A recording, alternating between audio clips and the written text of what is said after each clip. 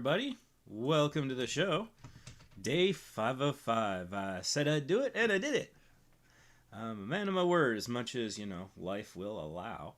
So, welcome. We got Harry Moody Reaction says hi. Stupid Robot Fighting League says doof, doof, doof, doof. Although I believe the name is Unst. Unst. I don't know. Matter of opinion, I suppose. My German heritage, I guess, trends towards Unst more than doof. Maybe it's a hemisphere thing, southern hemisphere. It's party time in the chat. Isotope is here. Hey, Isotope, I think I owe you a channel review. Is that right? Let's see here. Just a second here. Let's see here. What else we got going here? Lexmark is here. Says I've arrived. Brickworld Therapy. So early. Yeah, that's the idea. Part of it is that my son has some homework due later today, and he's going to need this computer to wrap it up right towards the end. So want to get it out of the way early. Also, yesterday was a really late one, so today I'm trying to do an early one so I can try to capture people in different time zones. So yeah.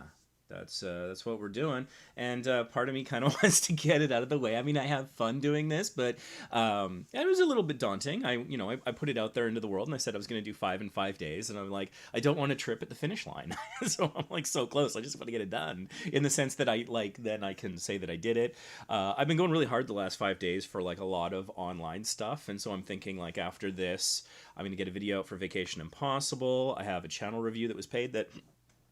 Excuse me, I'll be uploading on this channel, and then I can just kind of relax and play some video games. Hyrule Warriors on the Nintendo Switch is calling to me, and maybe a board game or two. So yeah, just trying to be available for different times. 8pay playlist, not sure if I'm saying that right, says I'm here. Isotope says, what's up, Ray? Erin's Life Adventures. Hey everyone, Erin, I believe you were requesting a channel review too, so I am owed a channel review. I never promised, but yeah, I think I'll probably be able to get those two in at least, and that would be nice because I know that those are two that were really kind of outstanding, and so getting those done is actually really good news and a really good way for me to start the stream because I would feel bad if I didn't get to those two. Let's see, what time is it where you are? Here it is 12:38, so I just had lunch. I have the remnants of my lunch with me, and so no mukbang today. Sorry, Stupid Robot Fighting League. However, I am going back currently, and I'm editing my. Oh, that's funny. That's bad timing. Hold on, let me just check. I'm getting a mess. Oh, yeah, we'll see about that. Okay, just getting some various messages personally. Anyways, where was I going with things? Oh yeah, so I just had my lunch, and so I was editing a video yesterday that I published on Vacation Impossible about the buffets on the Carnival Vista cruise ship, and as soon as I clicked render, I was like, wait a minute, I forgot about Vegas. I went on this entire Vegas trip and I filmed a bunch of stuff months before. It's like that's like 2 cruises back. I've been on 2 cruises since I was last in Vegas. And I was like, wait a minute, I filmed all that stuff for Vegas. And since Vegas is looking towards reopening, I think over the next week actually is where it's beginning. I was like, I really should go back and take care of that part of my back catalog before going too far forward. So I'm actually working on what I am calling the definitive room review for the Park MGM in Las Vegas. I forgot how in-depth I went when I filmed that, and so it's gonna be like 16 minutes, but I think in terms of like staying in a room in the Park MGM, it's probably gonna answer pretty much every damn question you could think of. So hopefully people will enjoy that. I was on the Ace of Vegas podcast last night, which is part of why I had a late broadcast yesterday, is because I did this show after that show, and so that was a lot of fun. Really enjoy Ace of Vegas. So if you're planning on going to Vegas, Vacation Impossible and Ace of Vegas has got you covered. Let's see here. Must be warm there. 16 degrees Celsius, apparently. In here, where I am. I'm in Vancouver on the west coast of Canada. Yeah, Arizona. I would imagine Arizona much warmer. Oh, upper. Upper? How am I supposed to say that? Upper? Maybe? Like with an accent? Okay, cool.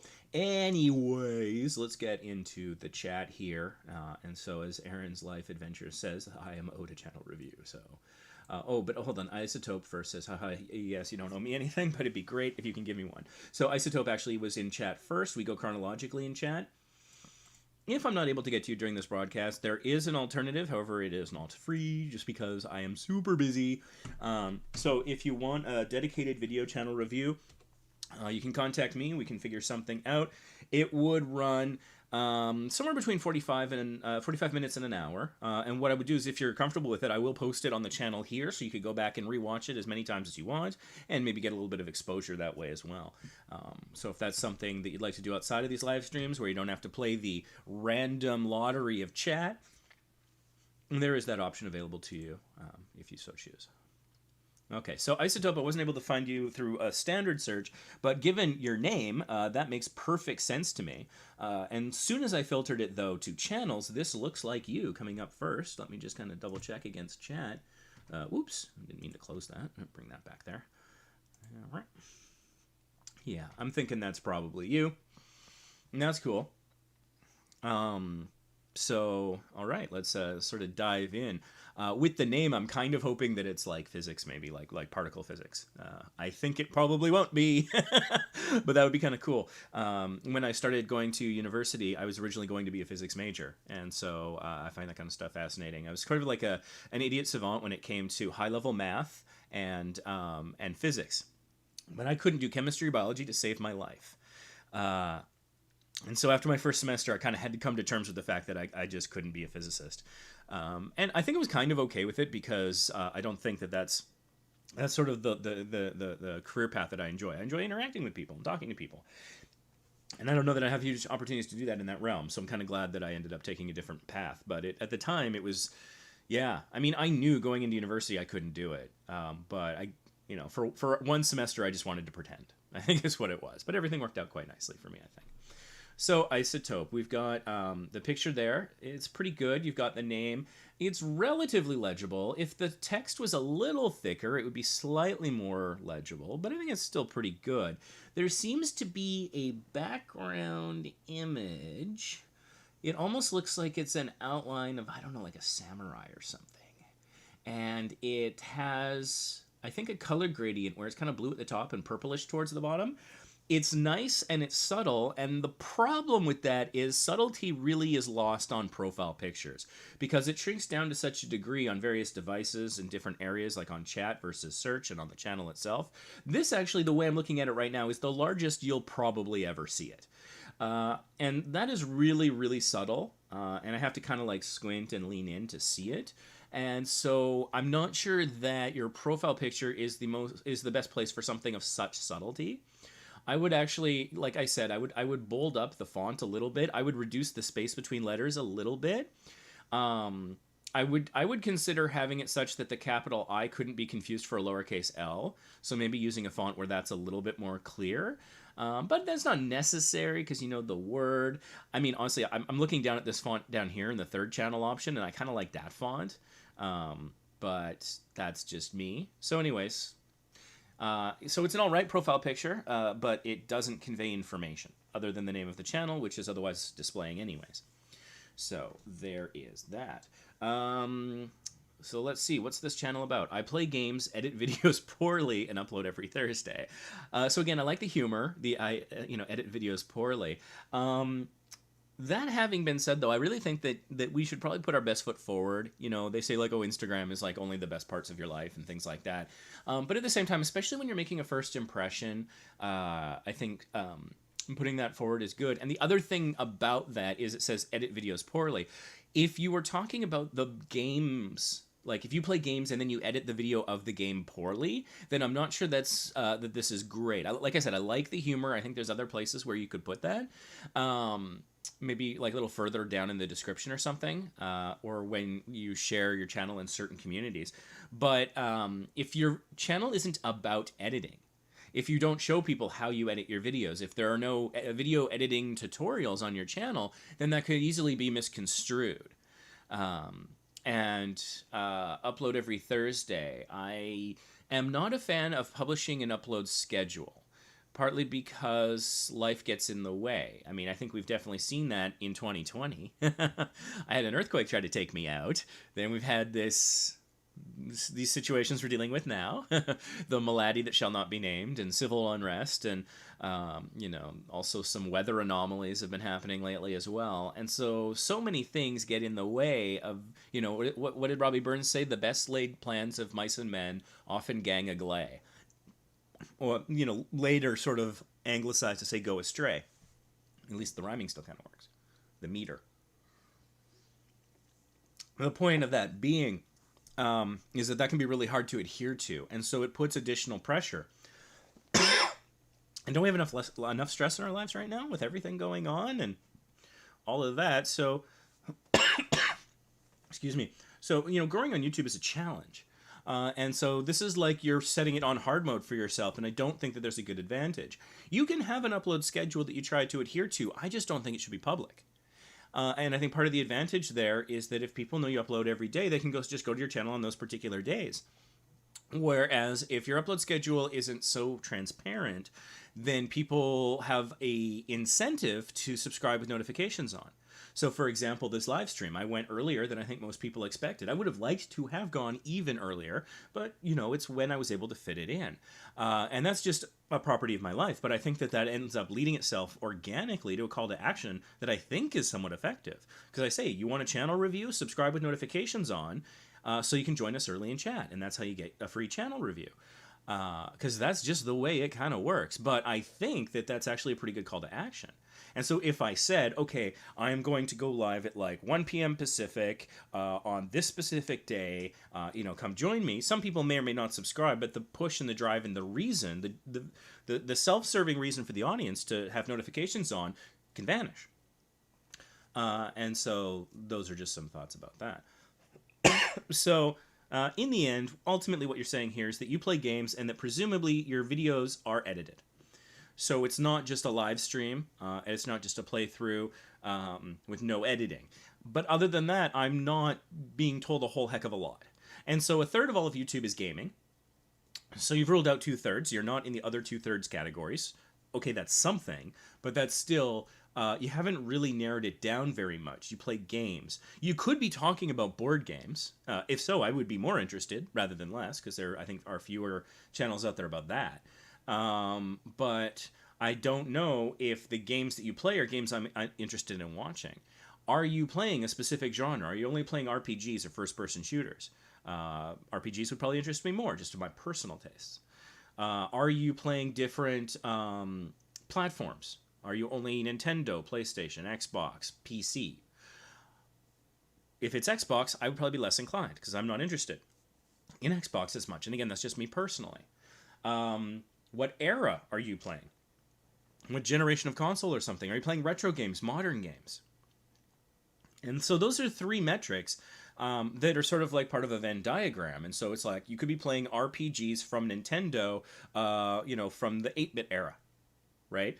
And so any one of those three. And there are channels out there that's like, we play all kinds of games. And it's like, the problem is when what's the old saying? It's like, if you stand for everything, you stand for nothing. Which is kind of a harsh way of putting it, but I think the point is that if you rule nothing out, then you have no identity. If you're all things to all people all the time, then what actually are you? And that's not meant to be like an attack or anything, but with gaming being so incredibly broad, the way that we talk about small YouTubers finding an audience is by things like long tail keywords. So you want to find niche markets that you can dominate and then grow your audience from there, and perhaps branch out as you have this audience that supports you so you can rank well on search terms and things like that. So specificity, and an expression you've probably heard often is niching down.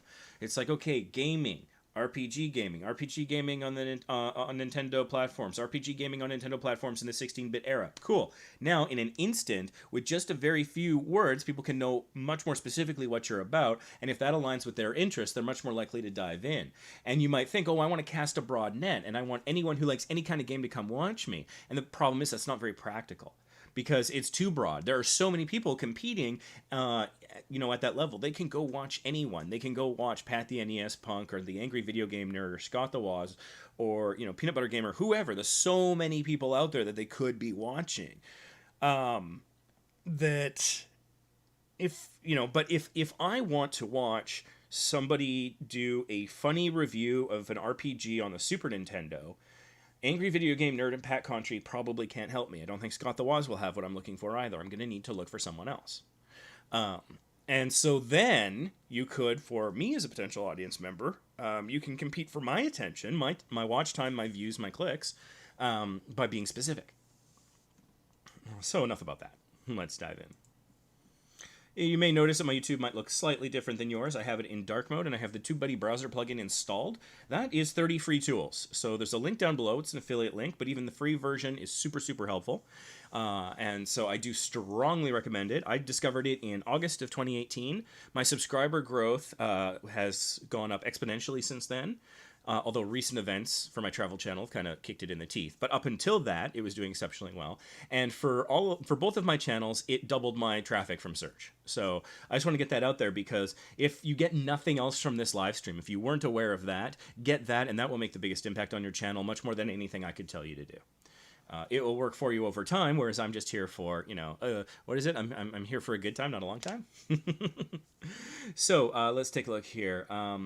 So this is interesting. The banner says Bleach Brave Souls and other games, which is interesting. It's a bold choice in the fact that you don't mention your channel name. So at first glance, when I saw Bleach Brave Souls, I was like, oh, was that the old name for your channel? But I'm guessing that that's the name of a specific game, just one I'm not familiar with. And so it's interesting because it's like, oh, and other games. I'm like, oh, okay, so that's like your primary game or maybe game franchise that you play. And then you do also sort of wade into other areas. And so I think that's somewhat effective because your banner is telling me much more than your description did.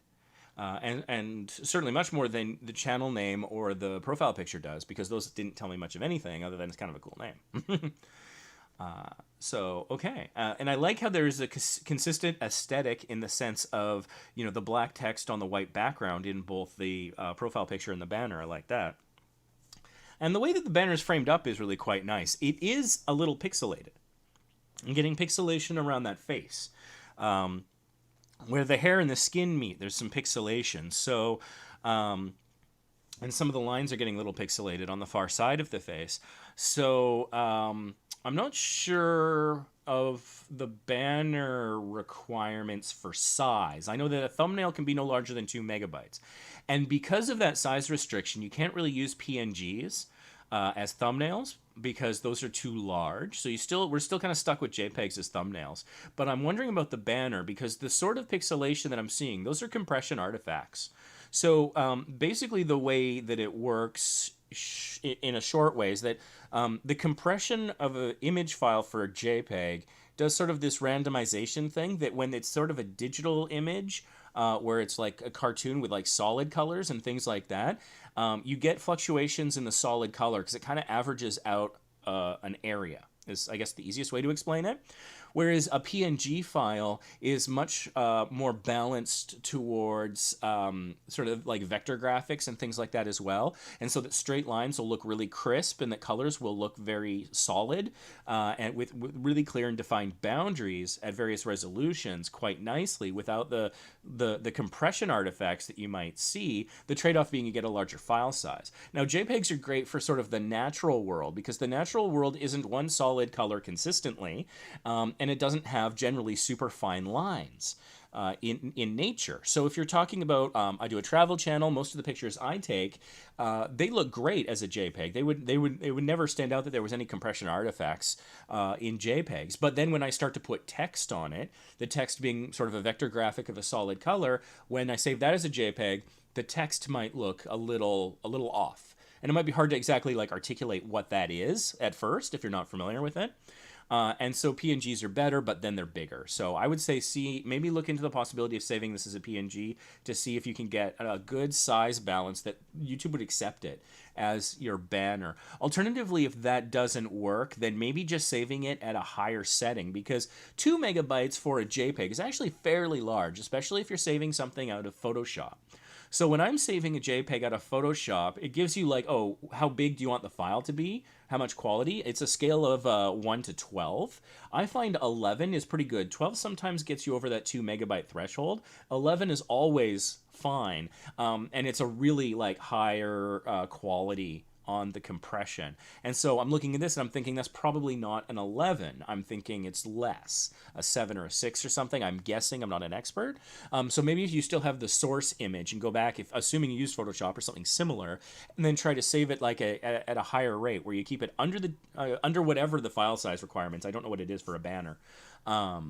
If you can't do PNG, but that would be my recommendations, to try and clean that image up, because it sucks. You work really hard on getting a picture just right, and then you save it as a JPEG and it still looks kind of okay, and then you upload it and you're like, what is all this fuzziness? And that's incredibly frustrating. I get that. So you've linked your Twitter, which is good, and you've linked it effectively because the icon is showing. One way to know if your links are not proper in the banner here is when the icon doesn't pull from the social media platforms, so that's good. My Twitter, it feels a little, I don't know. The words that are coming to mind are not very complimentary. Unprofessional, immature. And I don't mean it harshly. It's just, I mean, it gets back to like MySpace or like, you know, or like Web 1.0 on GeoCities and stuff. It's like, oh, my thing. It's rare, I think, that people find sort of the professional or the big people actually using the descriptor my when they're linking things. So you could probably drop mine, just have it say Twitter. I think that would be fine. Let's click on that and see what comes up. This account doesn't exist. Okay, so either you haven't created it yet or this link is malformed. It's trying to add quite a few characters to the end of the name. So do you actually have a Twitter? If so, you know what I was saying, oh, you linked it properly. You linked it properly to the Twitter platform, but not to the account. So that needs a fix on a couple things. So take out the word my and then make it actually link, would be my advice. Good thing we tested that out. Otherwise, we might never have known. You never know when somebody clicks on those things. And that kind of experience, you click on it, user doesn't exist, not a great experience for the person checking you out. If it's a larger channel, considering collaborating with you. If it's a company that maybe they made like a mobile game and they want to give you a code to try it out for free, so long as you do a review of it or something. They look for things like that to see, is this person serious? I think that companies are really starting to understand the value of what they call micro-influencers. And, you know, you hear influencer and you probably think like, oh, Instagram model or something, but it's in a lot of different platforms, including on Facebook. I think I'm considered one with our Facebook group. And so when it comes to things like that, companies have really started to see the value, because if you find the right partner, I don't like the word influencer because it has some negative connotations, but if you find the right partner, brand ambassador, if you will, whatever you like to call it, then that can be really effective for a lot of reasons. People have been sold to for their entire lives. And normally they've been sold things that were not accurately represented. They were not charged a fair price. It wasn't as advertised, or they just didn't need it. Or they're just being pestered by random advertisements that aren't targeted to them, and so it has nothing to do with their interests. And so we've been going through that our entire lives. It's sort of the used car salesman of the internet, where like you get ads all the time that like, I bought some slippers because, you know, in lockdown, I'm in my slippers all the time. And so my old slippers were like degrading. It felt like I was walking on like, glue traps. And so I ordered some slippers from Amazon, and they took a nice long time to get here. But immediately after I ordered them, because of cookies and, you know, those sorts of things, I was seeing ads for slippers all over the place. And I'm like, I have already bought these. This is irritating to me. You lose your cachet, your authenticity, you lose your audience when you do stuff like that. And so since we've all, you know, in capitalist society, we've bombarded with constant sales, commercials when we're watching cartoons as a kid even. We've gotten, I think, really good at tuning out commercials. Who needs an ad blocker when you're just a person in the first world? I think we all have our own automatic ad blocker to a degree. So, and it sucks because these half-assed salespeople who are just in your face screaming, they've ruined it for people who might genuinely have something that can make your life better. You know, I'm constantly being accused of being a shill for TubeBuddy, but I use it every day. And when it, like the odd time when it's not there, like I recently logged into a friend's computer and they didn't have it, and I was trying to do something on my channel and it was much harder. You know, like that's a true and honest experience. But how can I tell you that without you feel like you're being sold to? Because yes, it is an affiliate link. It is. I'm not telling you to get the paid version. Paid version's better, but the free version on its own is fine. And so companies need authenticity to break through our own mental ad blocker, I think. Ads that are bright and colorful and loud and expensive and everywhere and practically subliminal is one way of doing it, but that's a very high cost. A Super Bowl ad is incredibly expensive.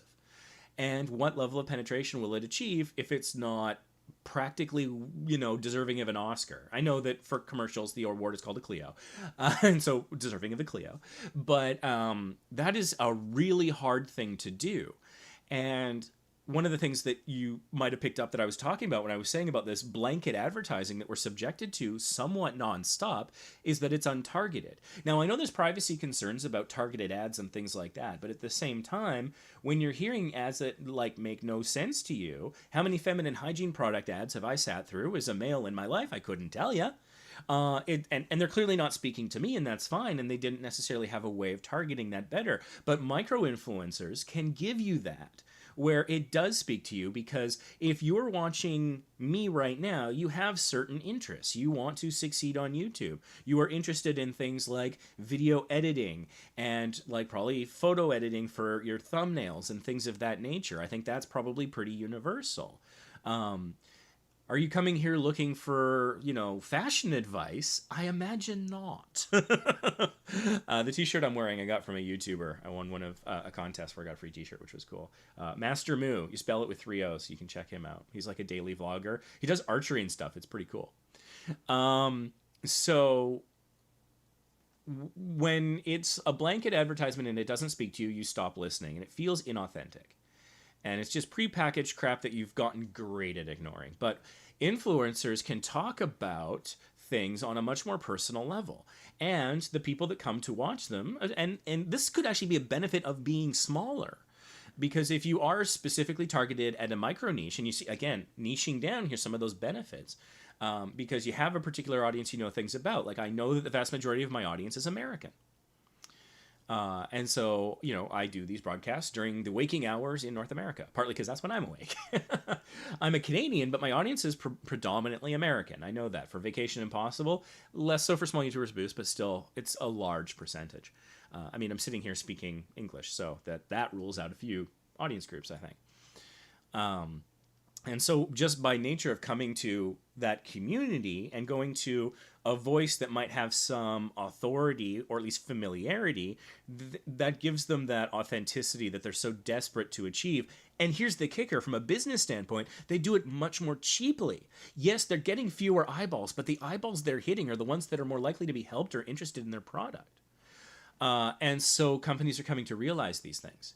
So that comes with special challenges. You can hire a great Madison Avenue ad company to create a Super Bowl commercial for you that was written by Aaron Sorkin or some other thing, directed by Michael Bay, and production values up the hoo-ha, and you can make a movie for cheaper.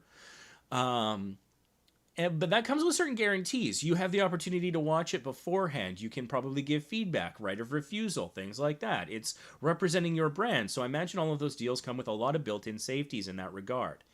And then you have the history of the ad company that you've hired. And so you know that, okay, they've done good campaigns for Nike or whoever.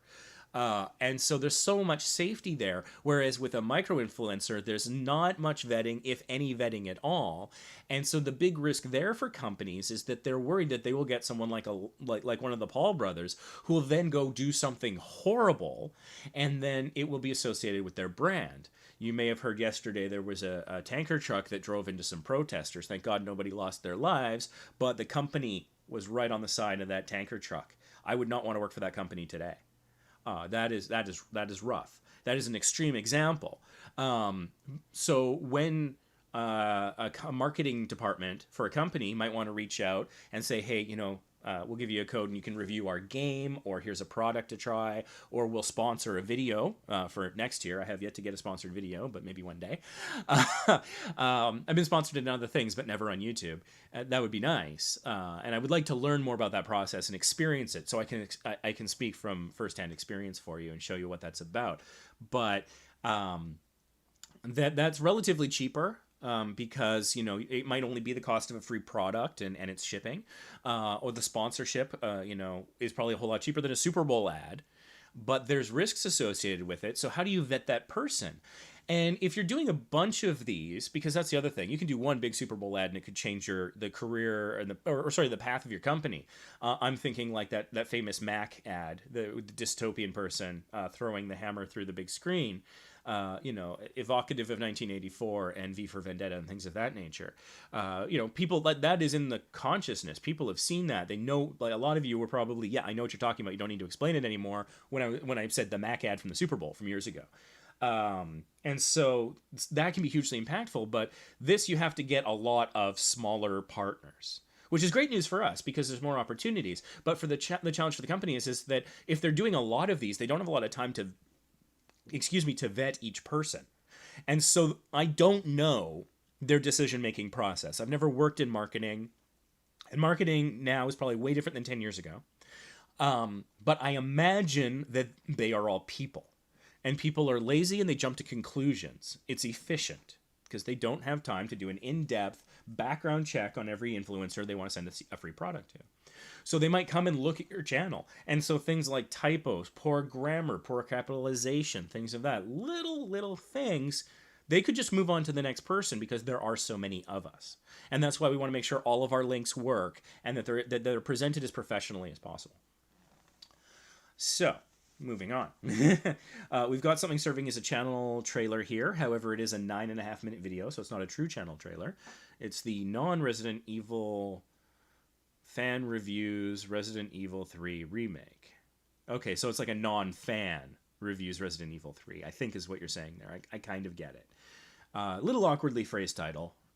Because, yeah, maybe non-fan reviews Resident Evil 3 remake. I think that would say it in less words, and because the words being removed would be Resident Evil, which already appears later in the title, personally I think that would be a little easier to read from that standpoint. One thing I see here is you do have Amazon affiliate links. You're doing that very effectively. You got your gaming laptop, your gaming mouse, your headset, and your microphone. I similarly, for an example of that, I do have Amazon affiliate links down below for Amazon US. I'm currently using a fine microphone with a pop filter, both of which are linked down below. If you have a microphone that's not like a lav mic and you don't have a pop filter, go get the pop filter. Your B's will sound way better and they won't cause spikes or distortions with it's $10. And I've had mine for years and years. I've taken it all over the world, thrown it in suitcases, beaten the hell out of it unintentionally, and it's still working strong and compatible with a variety of mics. So that's one piece of equipment that I strongly recommend, and it's a cheap investment, lasts you forever practically. I don't know what the lifespan of this is. I'll let you know when it breaks. But so far, it's taken a lot of punishment. It's not even a brand name, I think, because there's no brand name on it, but I've linked to the specific one, for example. And also, my fine microphone works really well. It's got a slider on it so that I don't have to do noise reduction afterwards, which that saves me time, and I appreciate that. So things like that, you're doing very effectively there. I'm curious, have you made the threshold for being an Amazon affiliate? And you don't have to tell us, especially if it's a violation. I'm just kind of curious, how is that working for you? Because I've made the threshold to be active, but I haven't hit a payment threshold. Partly by being in Canada, I have to hit $100 before they pay me. So that's just a thing. Let's see here. You got your popular uploads first, which is a unique choice. It's a bold choice. I think it's not a bad choice. I think that's kind of cool. It shows people kind of what you got. The thumbnails for the top two videos are the same thumbnail, though. I'm fine with having a theme, but repeating the exact same image, again, people are lazy. They don't necessarily want to bother reading. And so just glancing at the two, they look like the same video. In fact, they're titled the same. And they run nearly the same amount of time. What makes these videos different from each other? I mean, I don't want you to mess with videos that are performing well for you. I don't want you to, if you're getting traffic off of this, then let it continue to get you traffic. Don't mess with the momentum that you have there. But that's a little unusual. I hope that the content is different in the sense that you didn't just re-upload the same video but a shorter version. Because if you did that, you'd be in violation of YouTube's rules around reusing content. So I hope that's not the case. Resident Evil 3 Remake. I don't know that the boom is doing anything for you there, but maybe. I'm not a Resident Evil guy, so I'm not really sure. BBS tickets. So I imagine that's the Bleach Brave Souls thing. I think for your the title of your playlist, you could probably spell out the whole title of the game. I think that would do better for you on SEO as well.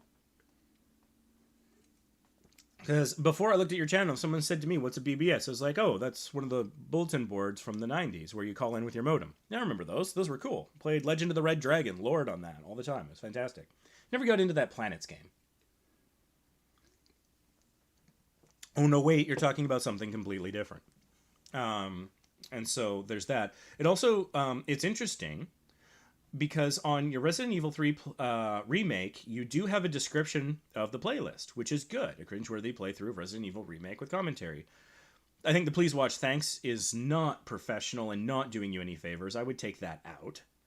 But the first sentence is fantastic and good. But I noticed that on your subsequent playlist of tickets and banners, there's no description. And so you should put a description there. And if you can in the description, have the full title of the game and then maybe also the acronym BBS. So maybe like a 2-sentence description where it's like, what was this thing called? Bleach Brave Souls tickets. We show you the best way to get tickets in BBS. Something like that. That's a way that you can organically, in English sentences that read properly and professionally, get both the full title of the game and the abbreviated version of it in there for SEO purposes. SEO is about more than your tags. Some people think so. It's just tags and tags don't matter. SEO is so much more than that. It is your title. It is your description. It is your tags. It is the words you say in the video, the words that appear in the captions of your video, the name of the playlist that the video is in, and the description of the playlist that it's in, possibly the name of the channel that appears on and the channel tags for that channel. It looks at the comments. Do people who comment use some of those words? Do you reply with some of those words? When you have all of those, and it's nearly impossible to get all of them because channel name, I mean, come on. But the more of those you have, that's when you achieve something that I call keyword alignment. And that's when the algorithm has increased confidence that it knows what you're about, what that video is about, and then it is comfortable showing it to more people. People say, oh, the algorithm doesn't work for me. It's a partnership. Are you working for the algorithm? You got to work together. The algorithm is not your employee. It is a partner. Now that having been said, I see over the side here you've got awesome YouTubers that you're recommending. I think that's great for SEO algorithm reasons and also for being a good member of your community, which I think is fantastic. Let's see here.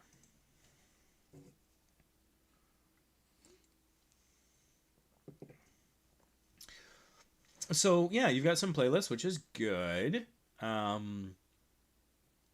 Small YouTubers Boost Weekly Playlist. Is that what that is?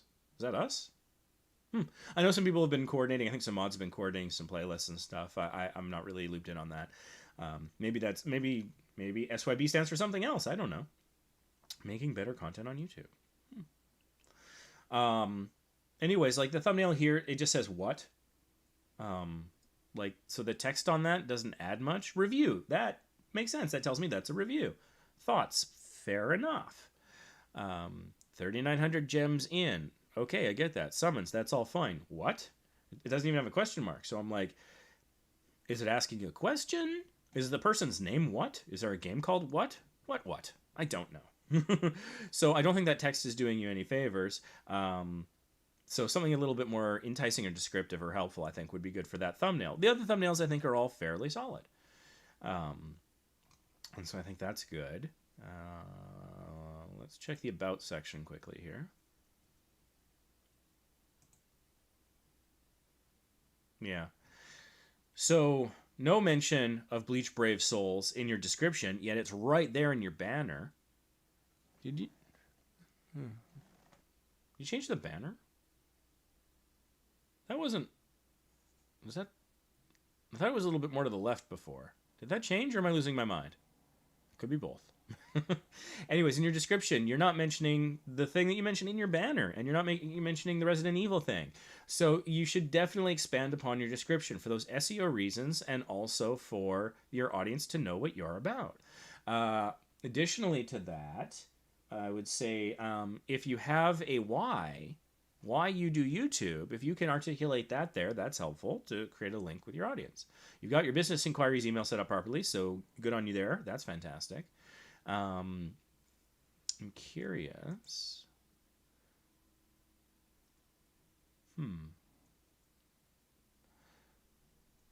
Today is Monday. New videos every Thursday, you say. Looks like 2 videos came out a day ago. That would have been Sunday. See what I mean about having this publicly published upload schedule? It looks like you're exceeding it, and that's fine. But again, it looks a little... You're like, oh, you say you're doing this, and you're doing something else. It might be better something else. You might be overachieving, but still, it's a pet peeve of mine, I suppose. Let's take a look at the Chanalytics. And see, here you got Bleach Brave Souls, Naruto, Mega Man. Mega Man? I haven't seen any Mega Man. Mega Man Battle Network. That's interesting. Did you have a Mega Man playlist? Oh, wait, maybe over here? You do not. Did you make Mega Man videos? If so, make a playlist. If you did not make Mega Man videos, take it out of your channel tags. It's misleading. Hopefully some simple advice there.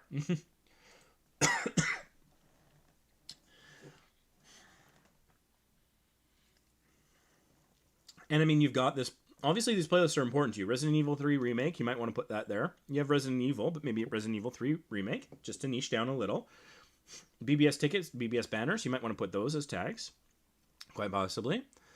Let's see. It looks like you've been having some good growth recently. Specifically yesterday, quite a few views. Subscriber growth seems to be somewhat corresponding to that. Looks like 6 videos? That's probably not quite accurate. Time zones can throw those numbers off. Also failed uploads and things like that. I really recommend no more than 1 video per day. I mean, like the sweet spot is 1 per week to 1 per day. Anything in there and you're doing pretty good, where the algorithm will you'll prime the algorithm a little bit to your advantage. So just some things to think about there. Okay, so anyways, I also owe Erin's Life Adventures a channel review. So let's get on to Erin. Let's check that things are all good here. No drop frames on the stream. That's solid. That's solid. You've been going 45 minutes. Nice, nice. All right, next channel review coming up. Just cranking them out today. Okay, so we got this. I think that's a nice picture. Although it's hard to describe the expression on your face. Like if I had to put an emotion to that, I don't know what it would be. Confusion, maybe. Kind of a blank expression. I'm not sure. So I mean, it's a nice picture, but yeah, it has a bizarrely neutral tone about it in terms of emotion and expression, and so I don't know what to make of it. And also, I mean, it doesn't tell me what your channel is about, but again, that's really hard to do in a profile picture. That's like bonus points if you can do it, kind of thing. And with your name, Erin's Life Adventures, it makes me think that it's just a personal blog about whatever you happen to be doing any particular day.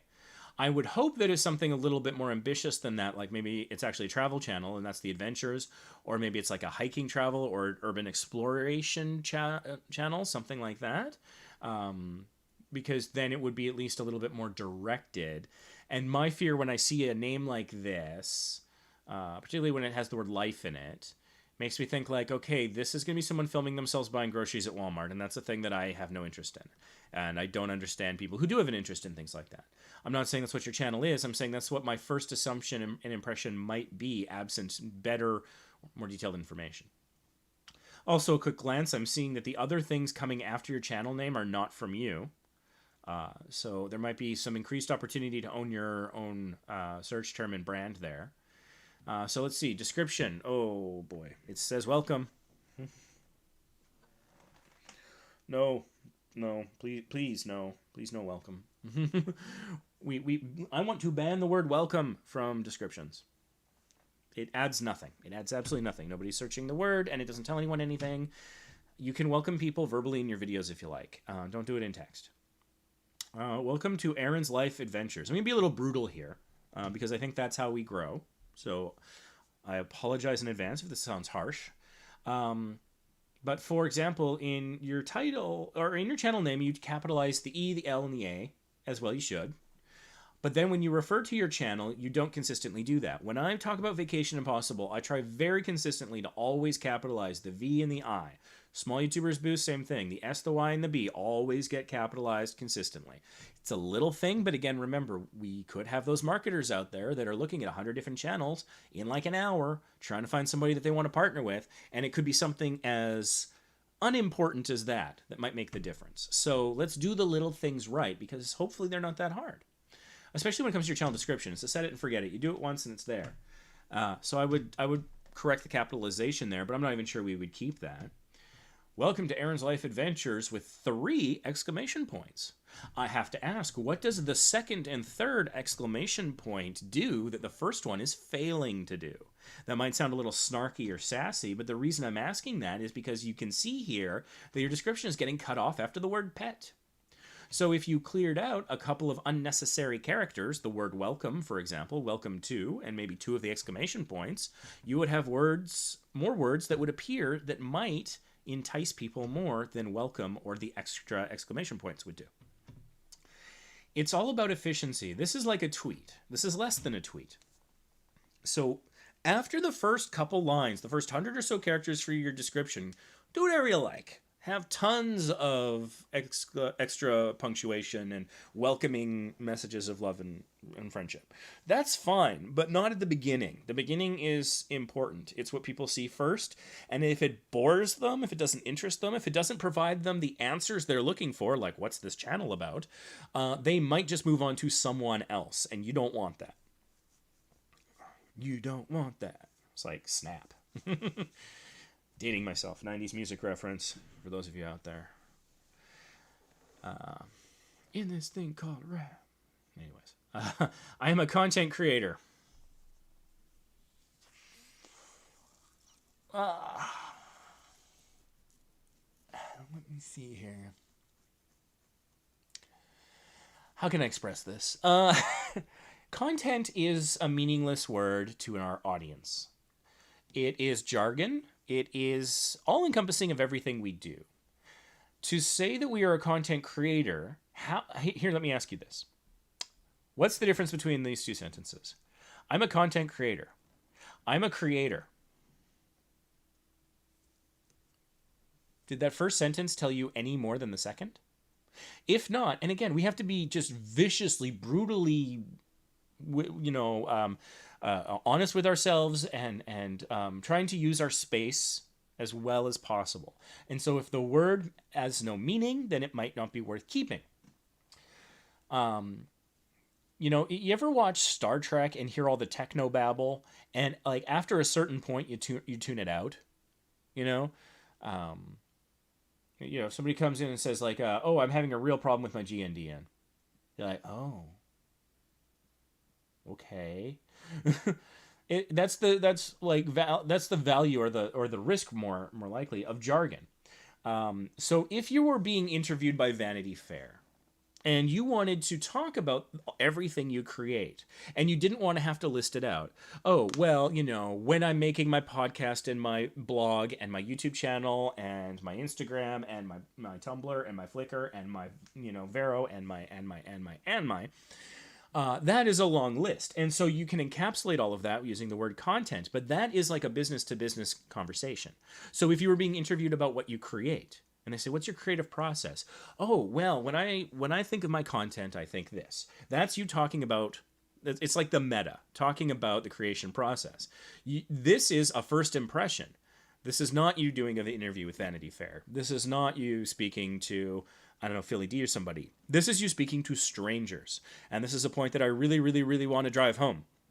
When it's your profile picture, your channel name, your channel description, and to a lesser extent, your video title and description, your tags, your audience is strangers. It's not your mom, it's not your dad, it's not your sisters, your friends, your family, your audience, your subscribers, your true fans, the people who've watched a couple of your videos before. They're not really who you're targeting. You are targeting strangers. You probably heard CTR, click-through rate, very important metric on YouTube, particularly in the last couple of years, where they measure how many people see a thumbnail and then will click on it. That's your click-through rate, the percentage of people who see it and click on it. And that is largely strangers. And that matters a lot. And so we should consider the stranger who doesn't know us as much as possible when we are writing things like our channel and video descriptions. It's very important. And just because we are keeping the stranger in mind doesn't mean we are ignoring our friends and our family, our parents, and whoever else might be watching our content as well, our true fans and our subscribers with notifications turned on, hopefully. If you're finding this useful, if I'm making any sense, please take a second and click like. I'd appreciate it. Little call to action there for you. But if we target the strangers, we are also probably doing a better job of serving our built-in audience as well.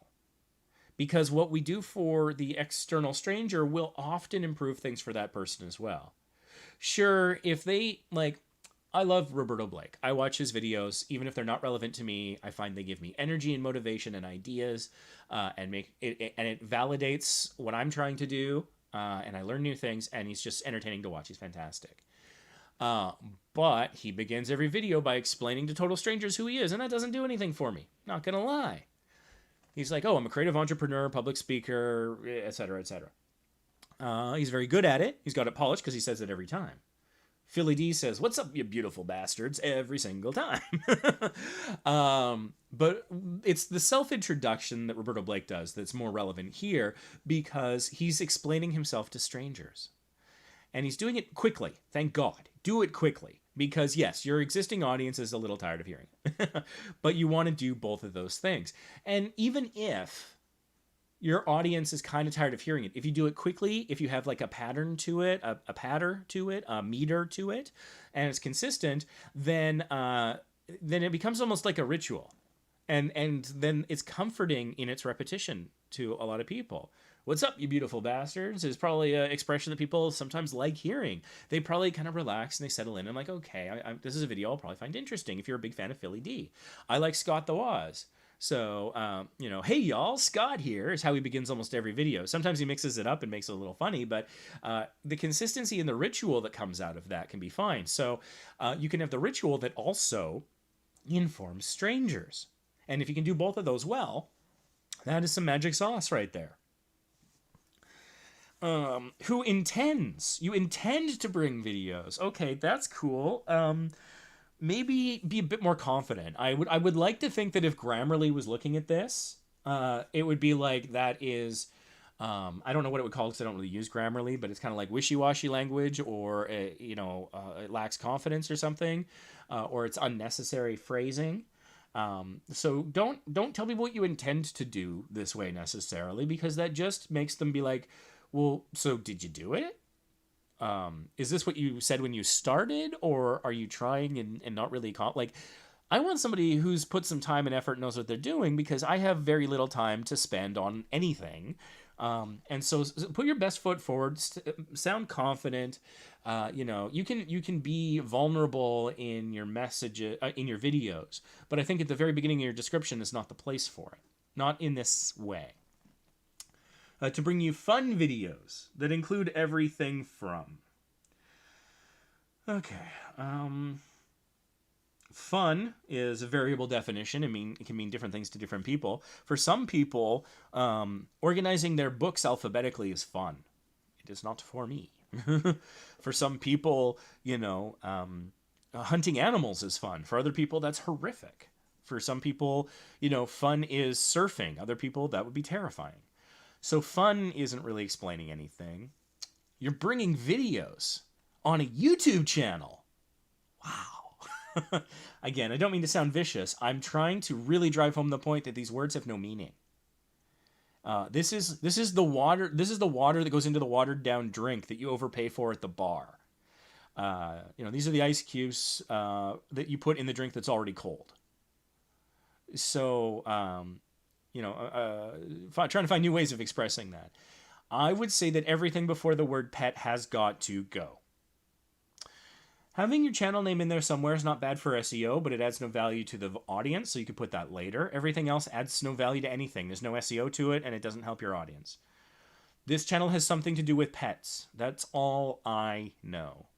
And that's interesting and counterintuitive because pet does not appear in the title, and there's no animals no pets in the profile picture. So that's weird. So I'm curious what comes after that. If you could maybe just take out everything before pet, maybe it'll be a fantastic description. I don't know. Let's go dive on into the channel after I've kind of eviscerated that. A lot of the cardinal sins of small YouTubers in that description, unfortunately. So you kind of caught the bad note there. Okay, so this is interesting. You have a very unique color aesthetic for your banner. And that's fine, but it is in complete contrast to your profile picture. There's no consistency. The banner looks like it's from another channel than your profile picture. So you may want to consider updating one or the other. Erin's Life Adventures, relatively readable, good color contrast on the text, that's fine. It's crisp, you've got no pixelation, that's good. Subscribe for new content every week.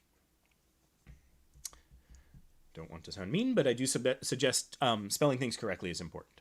If I wanted to partner with you and I saw that, I would be less likely to. If I was a brand and wanted to send out a free sample, I absolutely would not.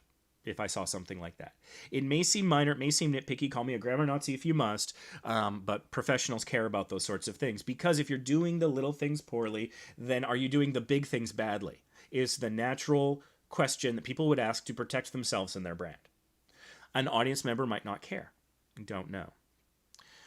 But it's funny because the word you didn't spell correctly is content, which is a word that I think should be banned from the forward public-facing aspects of all of our channels. We can talk about it in the Facebook group. We can talk about it here. We can use that word between ourselves, but that is a behind-the-scenes word that our audience does not care about and is meaningless to them and can make you sound like a corporate shill to some people.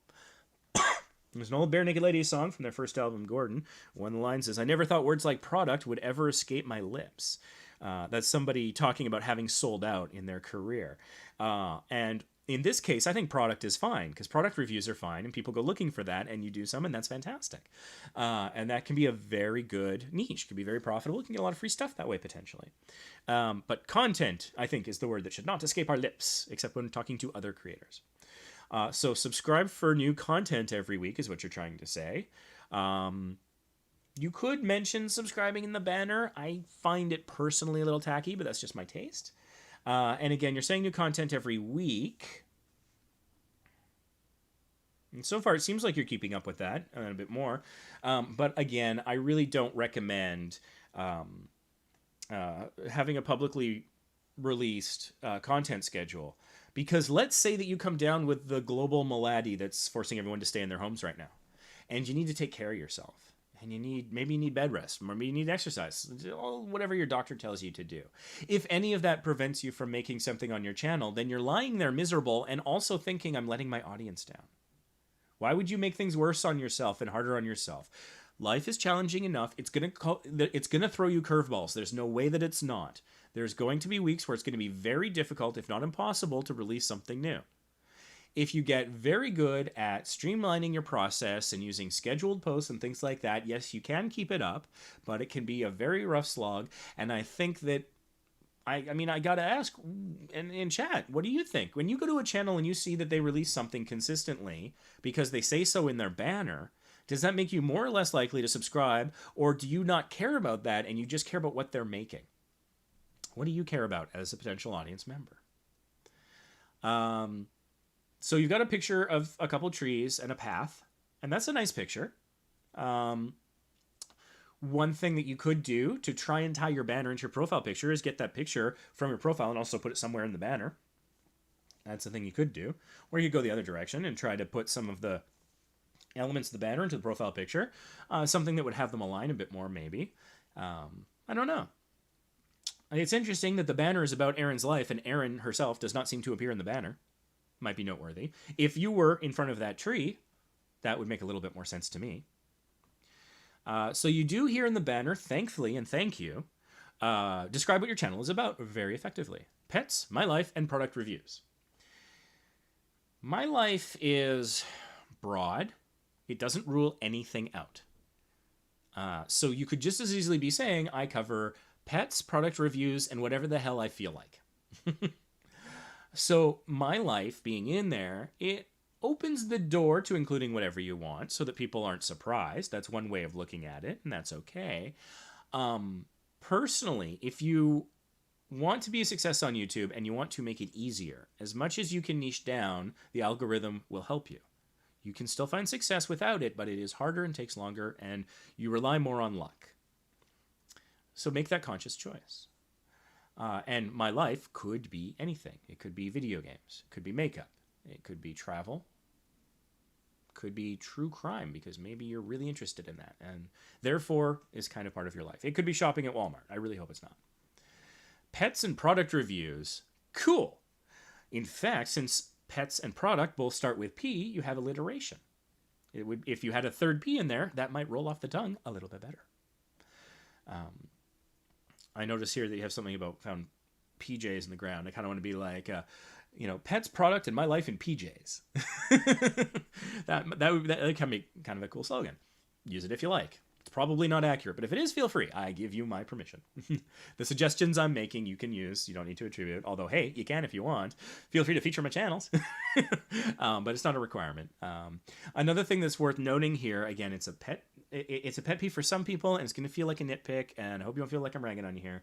But you capitalize pets, my product, and reviews. You do not capitalize the word life, and that stands out to me from a design and sort of a professionalism thing. So there's that. So you've got something serving as a channel trailer, 6 minutes long, which is a little long for a channel trailer. Given the description, I don't think it is a channel trailer. For those of you who don't have channel trailers and would like to have one, I think it's a relatively simple and straightforward process. Now, I say that from a creative standpoint, it can be a challenge. It took me years before I felt ready to make mine. I still haven't made a proper one for this channel. You can go look at the Vacation Impossible one if you want. That is about 60 seconds, and it's a bunch of clips of some of the exciting things that we've filmed over the years, with me having a voiceover where I tell you what we are about, what our values are, and what we give to you. We believe that travel is good and more travel is better. We show you how to go and see exciting new things and save money while doing it. I start off with a we believe statement. We believe travel is good, more is better. Then I move a little bit into a what. We try to inspire new destinations by showing you places. And then I end with I hope, a strong value proposition for the audience, and we'll show you how to save money while you're doing it. I'd like to think that's fairly effective. It's certainly more effective than not having something like that. There might be something better, but just having it be one of your videos, I think, is less effective. If you want another good example, because it's not just all about me here promoting myself. If you want another good example of a channel trailer, I really like Pat Contre's over on Pat the NES Punk. I think he has a really solid one as well. In fact, I think his being so good is what intimidated me from making mine for a couple of years. I felt like I needed to get to a certain level of editing and enough content and have a vision, and eventually I was able to do that. And I got my vision for my channel trailer by watching some other travel channel's trailer. I didn't steal what they did, but watching what they did inspired me and said, oh, I think I would like to do it this way. I think I liked some of the cuts, like the frequency of the cuts that they had. And maybe that was just the last piece in my mental puzzle that I needed to push me and spur me to action. But that was sort of, I saw that and I was like, okay, now I think I get it. And so the process hack that I have for that, if you're not sure what to do, is get a pen and paper or a notepad file open on your computer, and I'm going to ask you something, and I want you to jot down the first 3 to 6 things you think of. What are the coolest things that have ever been on your channel?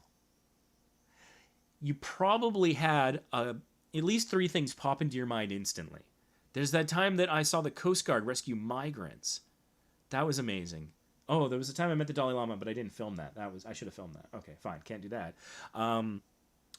Front row at a Pet Shop Boys concert. That was pretty amazing. All the places that I've been. Golden Gate Bridge was nice. A lot of cruise ships. There's some great piano bar performances I've seen. Concerts I've been to. Wow, yeah. A lot of rides. Amusement park rides. Absolutely.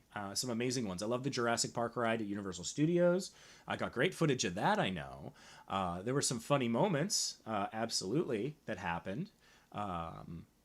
And so there, I've just come up with a bunch of things that I could, in very quick cuts, turn into a channel trailer. And I recommend the voiceover where you explain things and have a why statement. If you don't believe me that that's important, I strongly recommend you check out this book, Start With Why by Simon Sinek. I've got a link down below. And maybe that can be challenged. The voiceover part might be hard. Maybe you don't like the sound of your voice. I would be happy to do a voiceover for you. I'd probably have to charge just because I'm so busy, but that'd be fun for me. If you like my voice at all, maybe I could be a voiceover artist. That would be fun. But alternatively, that doesn't work. You can see about just playing some music and let the visuals tell your story. You could use the original audio too, if it's not too disjointed, if it works. But you could also use some music. If you're struggling to find music, there is Epidemic Sound. There's a link down below. It's an affiliate link. Your first month is free. You can use all of their music and all of their sound effects. Everything you upload during that first month, you own the rights to forever. And then I think it's like $15 a month after that. If you pay for your once, it's only $12. So if you're struggling finding music, which was holding my channel back for the longest time, that can be a solution to that problem. And so you could just play some music over the channel trailer. That can work well as well. Went through the forest, found PJs on the ground. That's a little interesting. 3 question marks. What was that? 4 exclamation points. I have to ask, what are the additional question marks and exclamation points? I think 1 of each will probably do.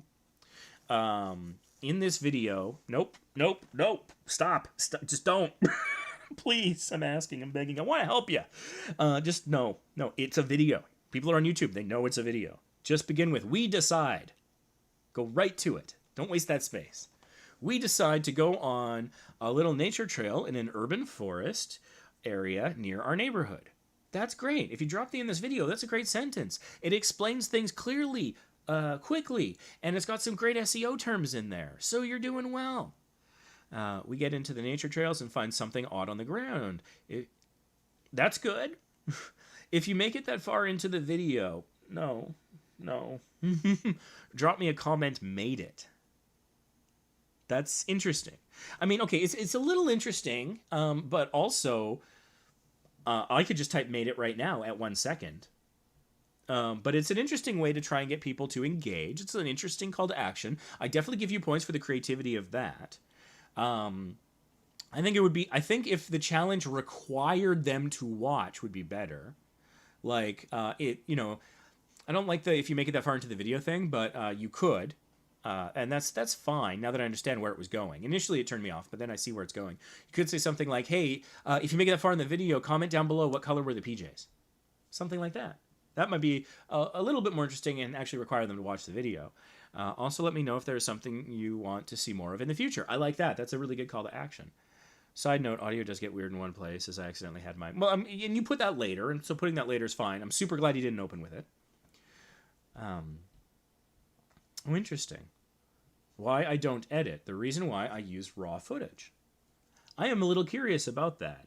As a fellow content creator, there I am using the C word. Not that C word, but you know what I mean. But that's interesting. I would be curious to watch that.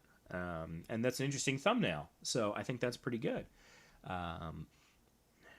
No notice I was asleep, bro. I have no idea what that video is about. No, yeah, and I don't think anyone's searching for that. There's the PJ ones, Come Walk With Me, Nature Trail Adventure. That looks all right. Slime review. How did it go? So Slime DIY review. That's fine. I got lost. So the thumbnail on the adventure story, a picture of a mailbox doesn't generally evoke adventure, but is that a biohazard sign on the side of that thing? Where the hell were you?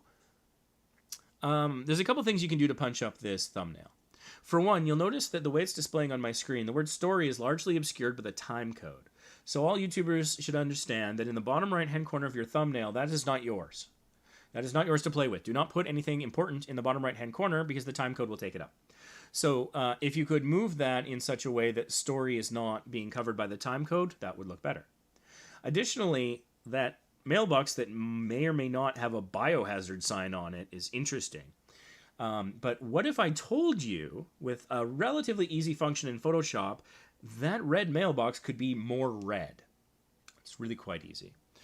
You go in to adjust the vibrance, and 2 settings will pop up, vibrance and saturation. I increase both of them by 25, and then the colors pop more. And that is a way of combating the loss of color vibrancy and saturation when images compress. Sometimes it goes too far. I find the saturation, if there's a face, it can sometimes make them look like orange Play-Doh. So in that case, 50 on vibrance and 0 on saturation normally does the job in a much more subtle way that still gets those important colors to pop. And so those are two things I think you could do to make that thumbnail more effective. And so you've got a featured channel, which is nice. Wait, hold on. Stop it. So your channel feels incomplete because you only have uploads. You should also have popular uploads. That's an easy thing. You click Customize Channel up here, go down and head Add section, choose Horizontal, Playlist, and Popular Videos, I think is what it's called.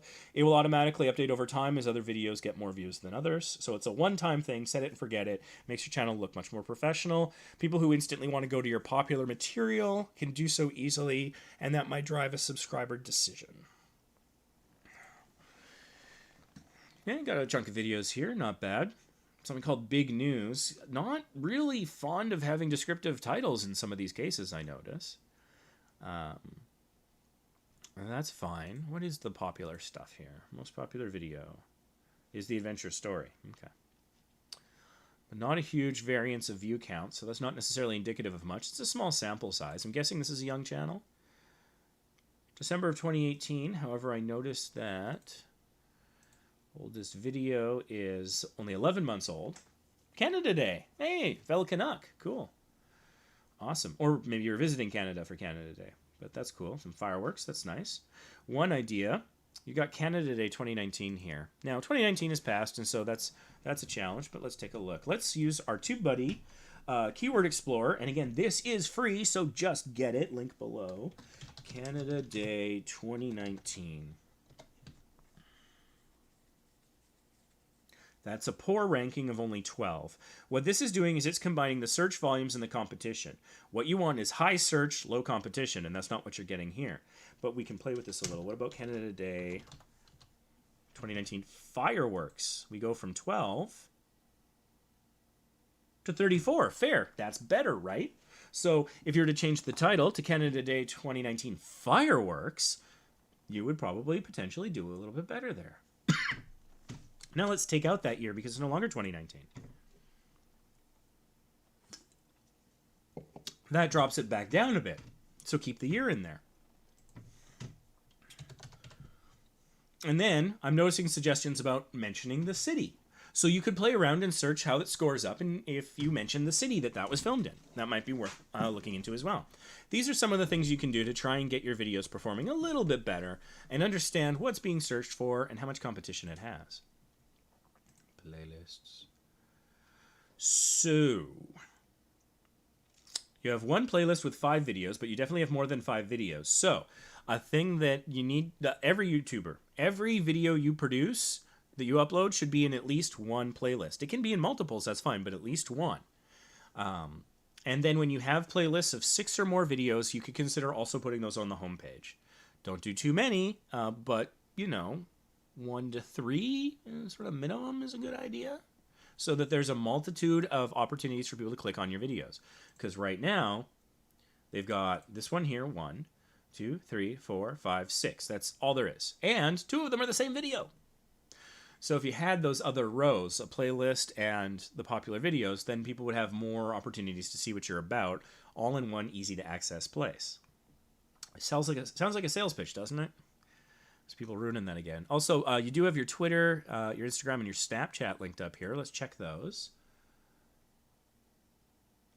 Twitter is... Nope, that does not work. Mama Fufu 14. So you're going to need to fix the Twitter link. Instagram. Instagram's not working. That's interesting, though. I wonder why that is.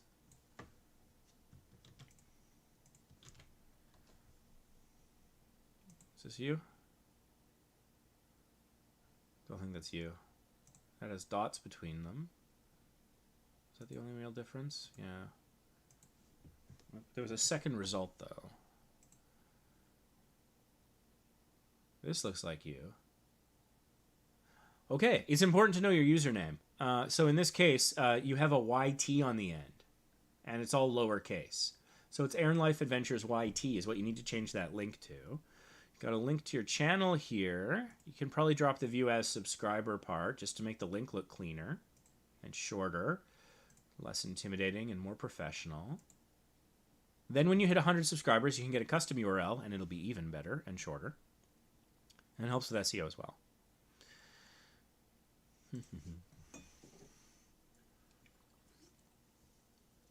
Okay. So yeah, you know what I was saying? Just like everything before pet can go, then you're doing pretty good. Grind my gears. Isn't that from Family Guy? That might be an issue. I don't know. But anyways, you could just say pet care and product reviews, and then go from there, and that would be so much better. Yeah, you're in Canada. Cool. Always happy to help another Canadian.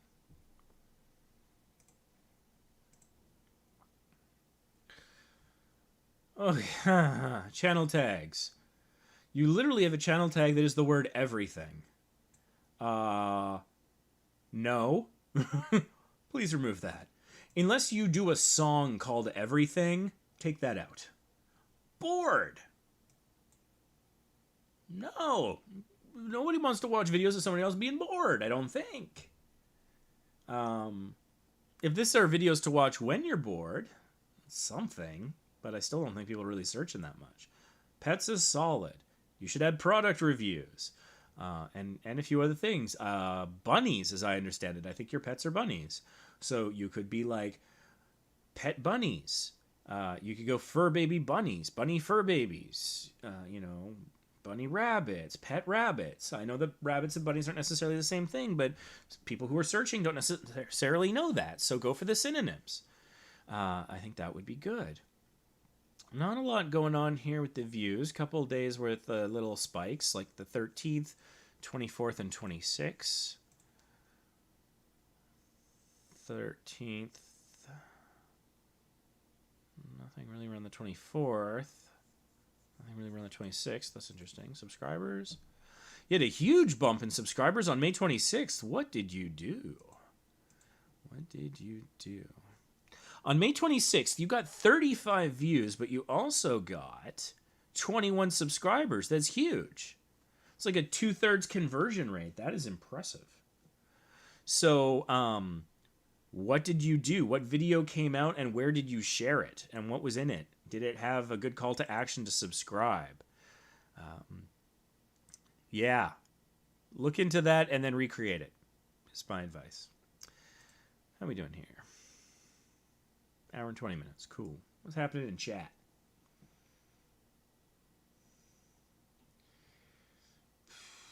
Lexmark would like a channel review. I know I've looked at his channel before, but it was a long time ago. They're just cranking out the reviews today. Going for the end. Yeah, I remember that picture. Lexmark66 provides things like edited gaming videos, commentary, skits, and much more types of content. Ugh, the C word. Don't do it. And just add much more. And then go from there. It's tighter, it's cleaner. I think it works better. You definitely are owning your search term really well, because the results down here, 3 of the videos are yours, and 1 of them is somebody saying something nice about you, it looks like. So that's cool. 870 videos. I respect that hustle. And you're creeping up on 2,000 subscribers, which is very exciting. Let's go take a look here. Quality content. Oh, I hope you're being funny. I don't know. You got your friends there. That's nice. Recent uploads, popular uploads. What about playlists? See, you got, like, you can put your gaming playlist on the homepage. Reactions could go there. Maybe vlogs. I don't know that that's a very strong choice. Skits, maybe. I like sketch comedy. That's an exciting idea. I would take 1 to 3 of these and put them on your homepage as well. Some of your strongest stuff that performs well. Things with a high CTR or high view counts. And generally one goes with the other. Your banner's pretty cool. I like this. The look of it's really cool. I'm going to have a couple things. You probably know where this is going. You've got 2 social media indications here that cannot be clicked because they're part of a picture. I don't think those are doing anything for you. You have the Twitter linked over here. Lexmark66, I assume that's working. Yeah. And then you have an Instagram here, but not here. Is it on your About page? It is not. Well, if you want people to go to your Instagram, you should link them to it. So I recommend adding the Instagram link here so that it appears up there, and then you don't need these up here. But I think that I like the design, the paper, the ripped, your channel behind it and stuff. I think that's all really cool. Over here, I like the color with the purple. That's visually interesting and engaging. The problem here is subscribe if you're new. That's the wrong "you're." Because you are saying you are new, which would be U''RE. Again, I'm probably sounding nitpicky, but hey, just like fix it if you've got the source image. And that having been said, do you only want new people to subscribe? I mean, I'm not subscribed to your channel, but I've come to it a couple times before. Should I not subscribe? I know that's not what you're saying. I'm asking it to make a point. So it could just be subscribe. If you want. I think you might be able to use the space even more effectively. And also over here, having this white text with this line where that shades is very nice. I just don't think the content of what's there is super useful for you. And I think having text over here is great, but again, I don't know that the subscribe ask is the best thing there. You know, if it's comedy stuff, it'd be like, join us for a laugh or something. I don't know. Something maybe a bit more descriptive. I don't know. But I do really like the graphics. It's just the choice of the text on the left and the right I'm not entirely certain about. Creeping up on 150,000 views, which is very nice. Again, skits and much more. Stop there. I usually just make what I feel like making. I wouldn't say that. That adds no value. So if you, and so is a verbal crutch. I use it way too much. I'm editing my Park MGM hotel review right now, and I'm just cutting the word "so" out of it as much as I possibly can because I say it way too much. Some people say some people say that sort of thing. Some people have a lot of verbal. Mine is "so." It adds nothing. I've come to harsh realization. So you, therefore. Stop at the word "much more," and then pick it up out if you... So like everything I'm highlighting here. Types of content, I usually just make what I feel like making, so lose all of that. Go immediately to, as a new sentence, if you enjoy what you see on this channel, please consider subscribing. End of sentence. Then talk a bit more in detail about why you make videos and what you hope, what value you give to people. And don't use the word value. Just say, like, come for a relaxing time and some laughs. Something like that. I'm curious what your most popular stuff is. Try not to laugh. Lyric video, that's unusual. That feels out of place. Puzzle pirates. Unintentional pirate alignment here on keywords. That looks like a pirate. That's freaking me out. That's Bill Murray as Yoda, right? It's freaking me out. There's a lot here. But one of the tricks to bulk up a description is to follow the rule of 3 with examples. So whether it's a try not to laugh challenge or a puzzle game or showing you the Unreal Engine, we cover anything you could be interested in. I don't know. Everything under the sun. We if you can find a way to tie like those 3 together with a theme. For example, that might be one thing you can do to improve your SEO and bulk up that description some. And yeah, looked at the playlists already. You got a community tab. What are you doing with your community tab? If people didn't already notice by now, the video from today was an April Fool's. That was from 2 months ago. I'm not really getting another surgery. What is enough for me? Wow. April Fool's joke about a surgery. That is heavy. I did a thing today. Popular Minecraft. I'm just fascinated because I'm still trying to figure out how I want to use my community tabs on my 2 channels. So I'm fascinated by how other people are using it. Rough, blue screen of death. That's pretty rough. I found out about this tab. Cool, I guess. I think a lot of creators are just kind of trying to figure out how they want to use it. Some of the big names use theirs very effectively. I just don't know that I want to do it the way they do. So there we go. Let's see how we're doing here. Creeping up on 90 minutes. How's chat? Animation Moose says hello. When we were beginning, it was almost 4 where Erin is, so it sounds like almost 4. Newfoundland or something? How is everyone? I'm pretty good. I'm a little tired. It's been a long 5 days of hustle, hustle, hustle. So I'm looking forward to not hustling for a little bit, even if it's just for a few hours.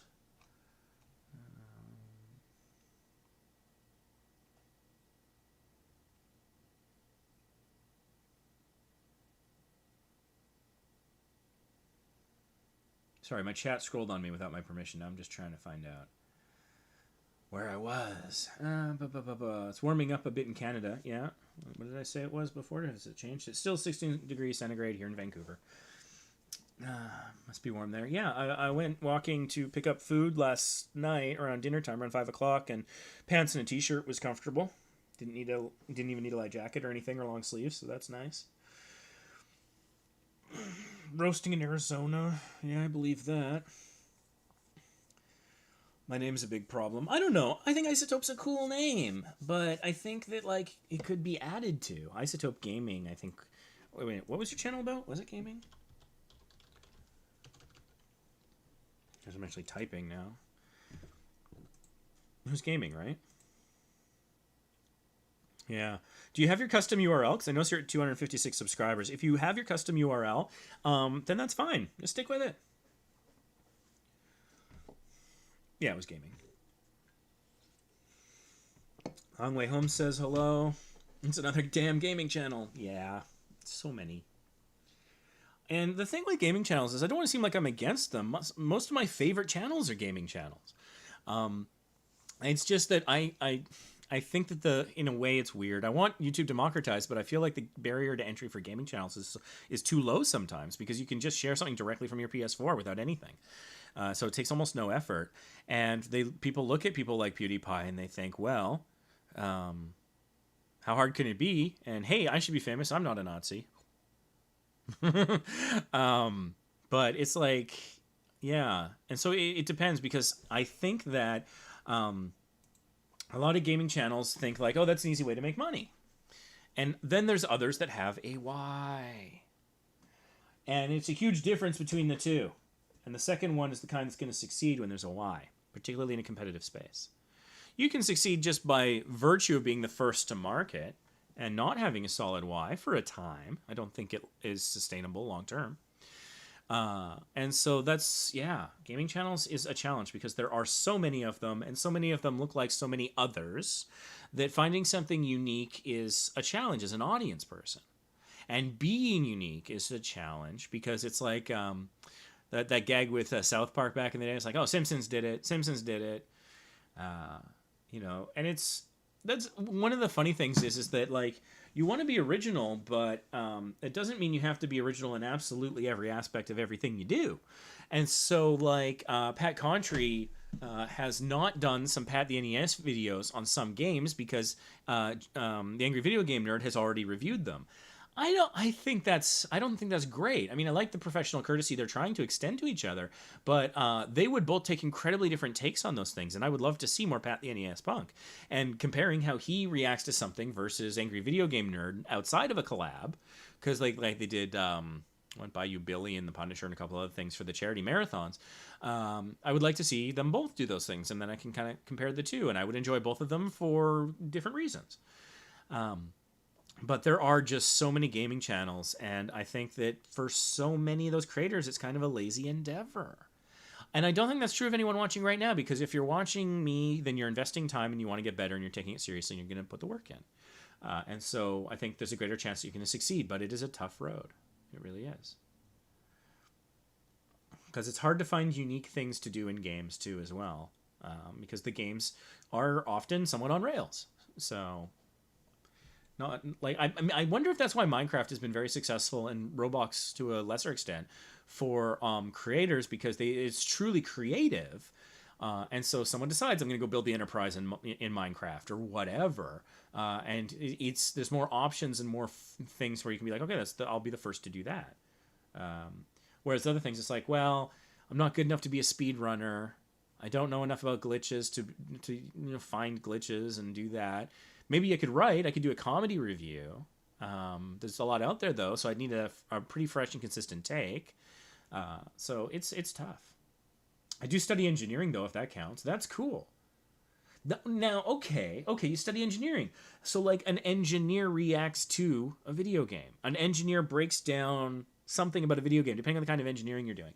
It's like, an engineer breaks down the physics of Mario, or an engineer breaks down, the pipe system in this world of Mario or something. Or, I think that it could be part of your unique value proposition, as they say in the business world.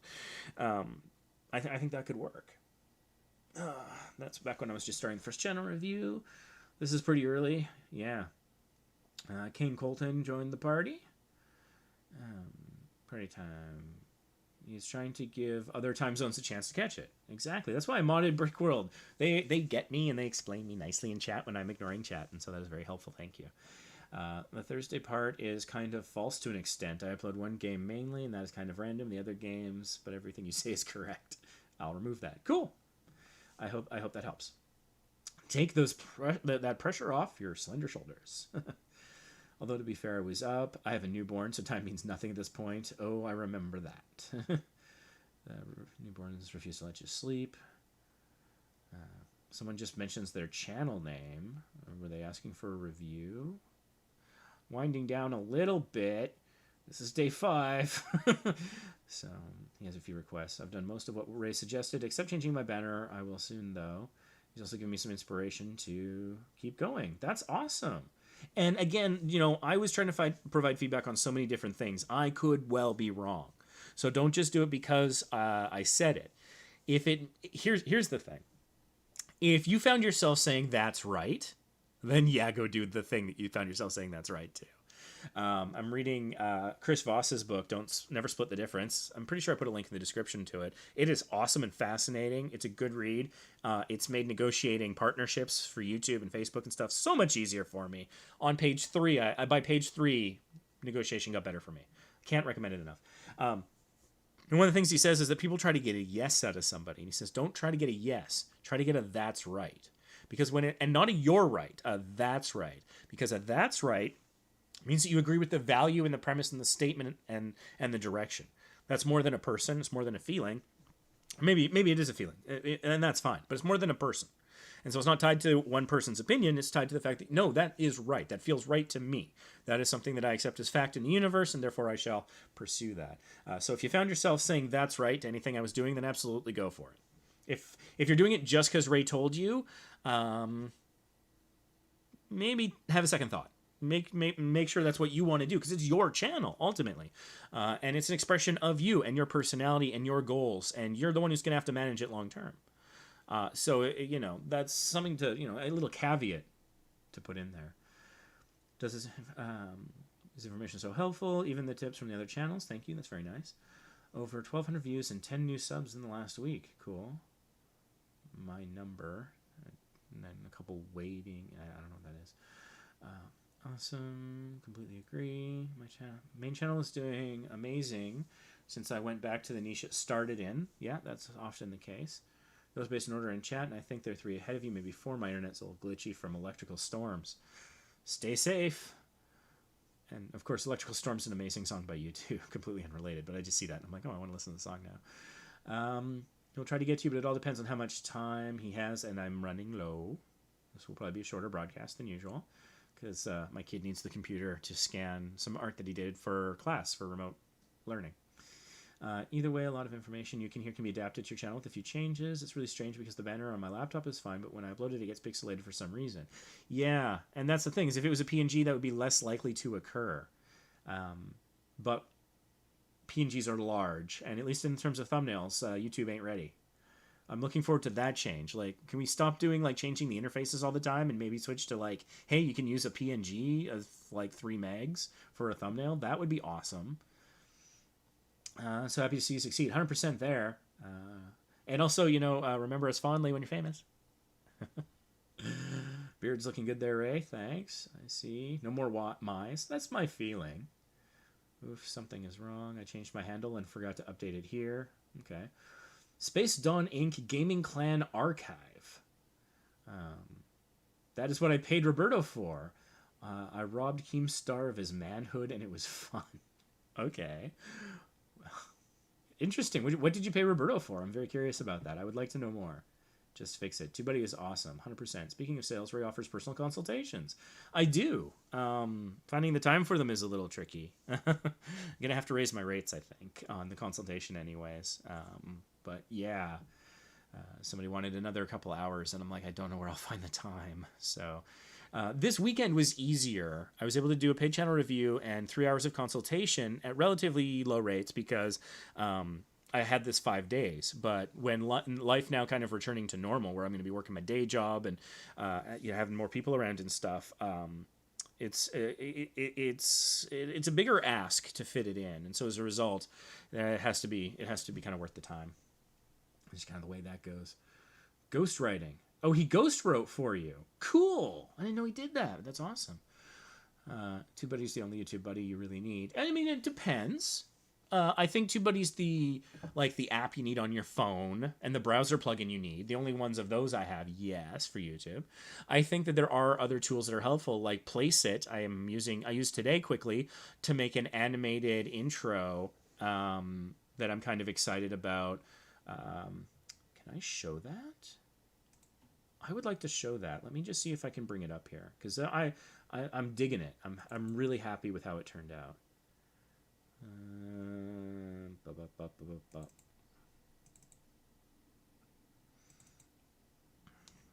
Oh, no. Let's not use that. Come on, computer. Not responding. Fantastic. Okay, here we go. Let's get this up. Let's see if I can share this effectively. I think if I go to the...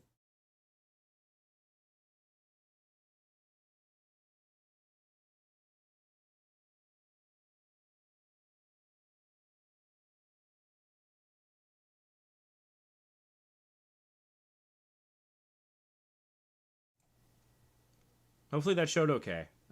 It's a little tricky making that work. But yeah, so PlaceIt is really awesome because that's the Park MGM Hotel in Las Vegas, and my video's about that. So I very easily was able to create an intro specific to that video, customized with my picture. That was awesome, and it didn't take very much time at all. I'm super, super happy with PlaceIt. So I got a link to that down below. That'll save you 15% if you want. If you want to invest in yourself in that particular way, you can. And you know, there's Epidemic and other things out there, but TubeBuddy is definitely the big one. Number one with a bullet. Nothing helps more than TubeBuddy in my books. What if I do want fashion advice? Kenneth Cole's really good. So, like, because I know you're a dude, so, like, for dudes, Kenneth Cole's really good. CK's still kind of okay as a backup. They make good stuff. I don't know what to tell you. What are your thoughts on vidIQ versus TubeBuddy? I've only used TubeBuddy, though, so I'm biased. I have the exact same bias. I've never used vidIQ, but I have used TubeBuddy. I know that there are people out there that use both simultaneously, but I think it can slow down your computer when you do that. So I don't know. Dev Orange says, German here. Welcome. Do you want to know what it's like to be sponsored on YouTube, Ray? I can give you my testimony to it. Yeah, that'd be interesting to hear about. You could post about it in the group or something, or that might make an interesting video. Because, yeah, it's an experience I know not of. I had one episode of my podcast sponsored, and, of course, our Facebook group is sponsored, but that is it, I think. Yeah. What's up, everyone? V for Vendetta was amazing. 1984, that's a long time ago. Yeah, I was 4. But I was referring to the novel. Actually, rioters looting attacked a FedEx truck and pointed a gun at the driver. The truck driver proceeded to get out of there, and one person was pulled under the drive tires and lost their life. I hadn't heard about that. Damn. That's crazy what's been going on. vidIQ is a nice feature where it displays some stats right next to the search bar. The thing is kind of irreplaceable for me personally, but I use both. Interesting.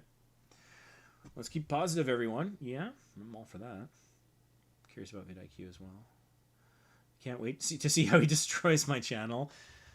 Yeah, I rendered the video, but I did it in 4K, so it's like nearly 17 gigs. So I'm going to start uploading it like after this. I have to edit and upload Vacation Impossible video, and then I'll get your channel review uploaded after that. But I have to make sure that it's not too big for YouTube. I might have to re-render at a lower resolution. I don't think I was too vicious. I don't think. I'm trying to remember what the hell I said. I think it was pretty positive. It's not working great at all. Not sure what that's referring to. I have both. God, my channel is going to get destroyed. Sorry. It comes from a place of love, even if the words hurt, cut like a knife. Which do you like better? I did the paid consulting, so I have his undivided attention. That's true. It's not live. Which helps. So there's consulting and channel review. So what Branded Veteran got was a channel review. The consulting thing is a little bit different, where basically I'll do like a one-on-one Skype call or Facebook video call or whatever, and I will like answer specific questions, show you and train you up on specific things, walk you through things. So like what I was doing with my client over this weekend, they were really, really new to YouTube, and their learning style was one-to-one. Watching tutorials doesn't work for them, and so I was happy to help out. So what I did is I actually shared my screen while I was uploading a video to my channel, and I walked them through all the different steps that I took. So I did an hour of that, and then I had them flip it. For the second hour, they shared their screen, and I walked them through optimizing a video that they had uploaded. Of course, the first thing I had them do was install TubeBuddy so that they had a shot in hell of actually, doing that. And even that, they were like, okay, if all I got out of this was this little tool you gave me, this was worth the 2 hours. And so that was cool to hear, because it was kind of how I feel. So it's nice having that validated. And so that I think is the difference between consulting and a paid channel review. Paid channel reviews, I sit down for minimum 45 minutes and I rip your channel apart and give you action items to hopefully try and improve it. That's the difference between the two. And so the consulting is hourly, and then the other thing is by review. And like as of last Wednesday, I didn't do either of those. So this has been a very exciting long weekend for me, kind of starting those two new endeavors. But it was fun. I enjoyed it a lot. On how and I will be uploading that on this channel so people can see what that review was like, and you can all think about whether or not you think it was worth it. I wonder what Ray would say about mine. Yeah, I don't know. I'm still waiting to see it myself. I've been antsy all day. I really need to get that upload happening. Yeah. My Amazon affiliates is kind of struggling because my videos on other games aren't really attracting viewers because I only recently started on them and my affiliate links are all gaming related. Yeah, that's fair. I mean, you can buy a lot of games on Amazon, so you can kind of link things that way. And also, yeah, the equipment that you use and things like that. But if you don't have other content creators watching, then the equipment links are probably of limited value in terms of like, oh, here's my microphone and pop filter like I do. But like, yeah, you have like a gaming laptop or gaming mouse, gaming keyboard and things like that. Gaming chair, perhaps? That might be very lucrative. Those are pretty big ticket items. And laptops are huge, big ticket items too, don't get me wrong. Make more videos, put that energy to good use. Good call. I have one ready for upload, and I'm working on another either today or tomorrow. That's nice. Playlist. I've been coordinating that. There you go. I thought so. I think there might be more than one out there. I'm not sure. I'm so busy. It's part of the Facebook group. Operation Life equals Operation Beard because beard is life. I used to do that when I was mod. Yeah, I do remember that. I decided to spearhead it again. That's cool. June playlist. Presumably that's all in line with YouTube's TOS. Assuming that it is, then that's all good. My sub count just increased. Awesome. I'd love to take credit, but I don't know that I can. I had to work all day. Unfortunately, I'm not anywhere near where I can quit my day job. Yeah, like they say that the YouTubers that I've spoken to that have quit their day job, they say that the magic number is 200,000 subscribers. But they also say don't get caught in one single metric because you can monetize in so many different ways. That seems to be the magic number where if you haven't seriously thought about it by that point, it's time to at least start seriously considering it. I think is sort of the messaging. So it's no guarantee that once you hit it, you can, and it's no warning that you can't before that. But I think that's sort of the point where it's like, that's the point of like the signpost of like, hey, this is a thing. Give it some serious thought. 6 videos has to be a bug. Yeah, I've been noticing a lot of that lately.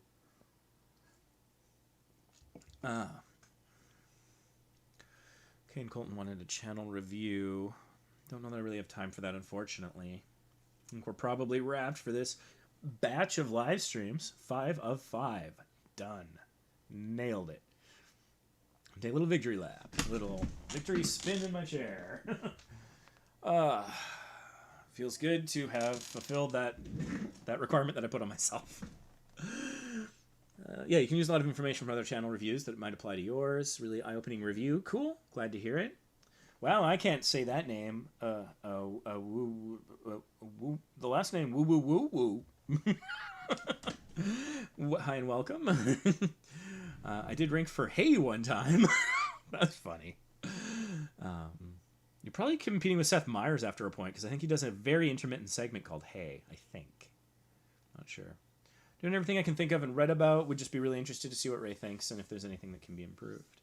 I appreciate that. Adding Urban X videos soon. Okay, that ties into the adventures thing. Sassy Ray. Ray hates the welcome. And it's ironic because every 1,000 new members in the Facebook group, I post a welcome post. But that is with a strategic objective. It is to make people feel welcome, to let them know that there is sort of like an admin and mod team that is active and around. There are a lot of groups out there that are on autopilot. It also serves as a lightning rod so that people who are doing things that are not allowed, like link dropping and sub for sub, can hit it there instead of doing it on more substantive posts. And then I can nuke them with the heat of 1,000 suns. And so it does serve some of those purposes as well. I do that at the request of Facebook. They want me to do it every 100 members, and I'm like, no, I couldn't possibly. So, you know, in case I seem overly hypocritical there, that's kind of what that's all about. I think Ray's about to blow a gasket. No, that was the other day. I blew a gasket the other day pretty hard. I like to think funny. It's okay, Ray. I didn't do Remind in the second stream in the series of 5. I did see that review. Make sure I watched it all the way through. That's awesome. He's the reason I changed my logo design. Yeah, that's true.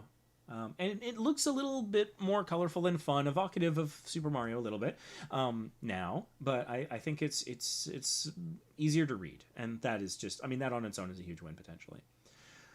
Hate the word welcome. It's the plague to him. He's right, though. I just hate it at the beginning of a description of things, because a description is to describe, not to welcome people. It is becoming quickly the bane of my existence that people don't know what the word describe means. Describe means telling folks what something is about.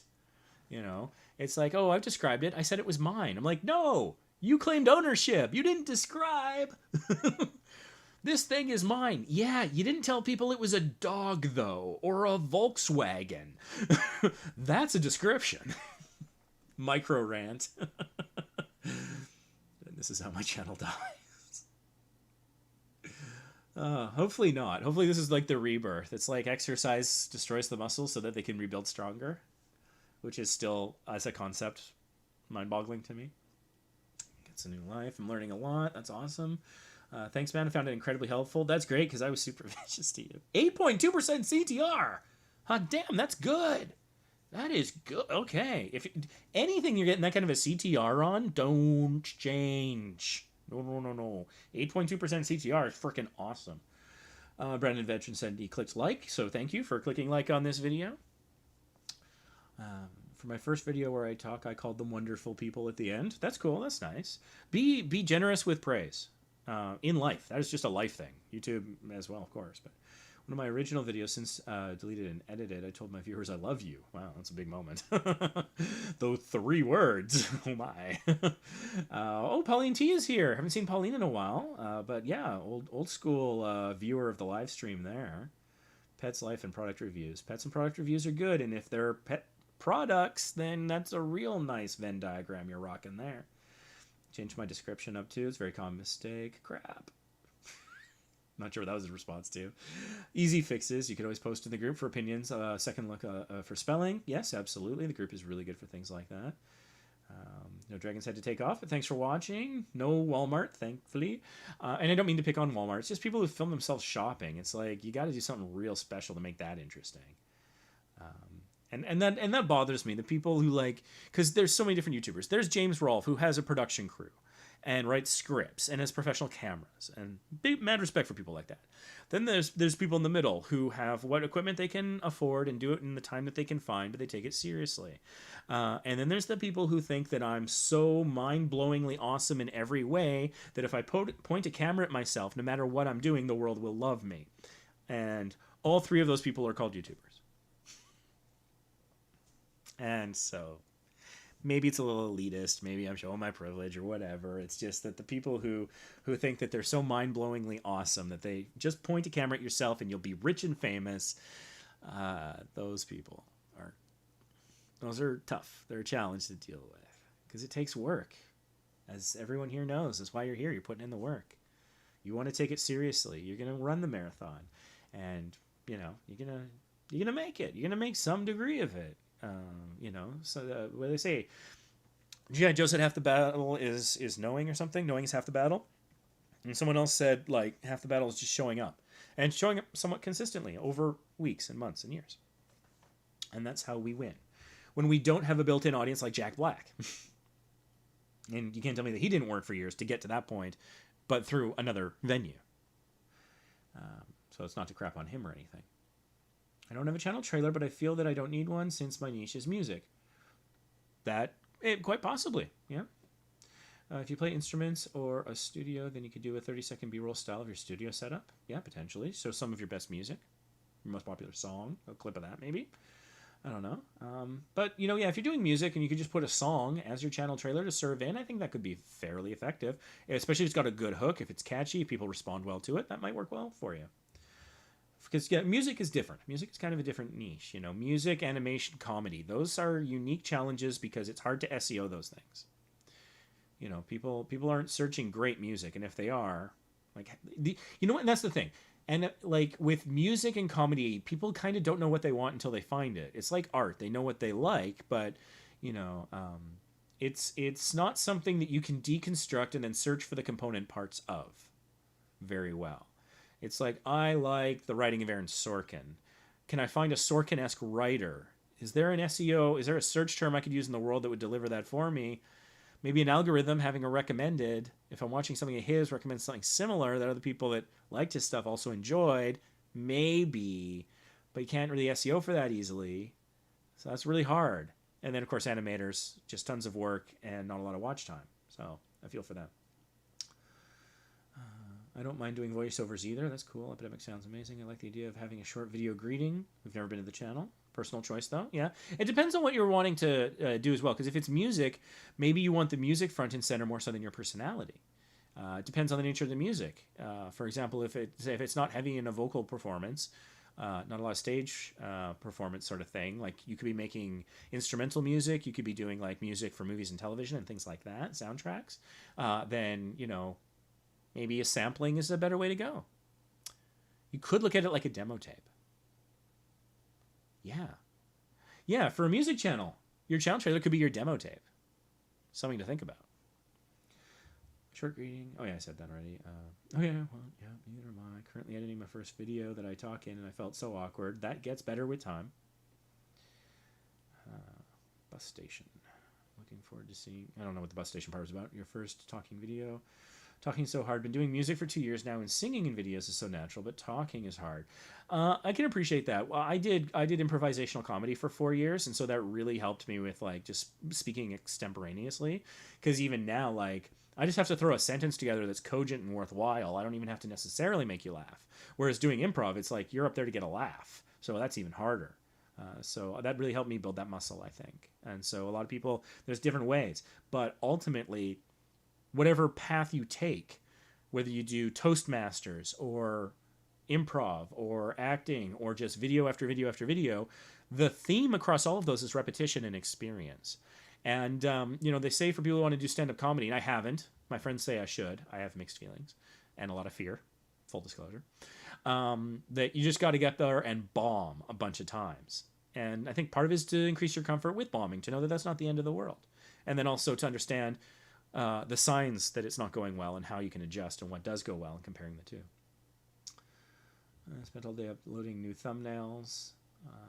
I think I said really nice things about your thumbnails, and then I think I went back to your Twitter feed and saw the old thumbnails, and so I was complimenting you on the upgrade. I do remember talking about that. Let's see here. I kind of ramble a bit.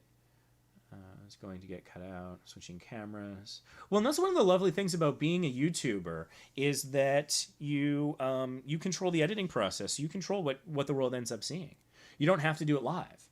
And so that hopefully creates a safer space for you to experiment and to screw up and do as many takes as you need to. Repetition and rehearsal. There gets to a point where it's almost impossible to do too much unless you basically exhaust yourself. And sometimes that works.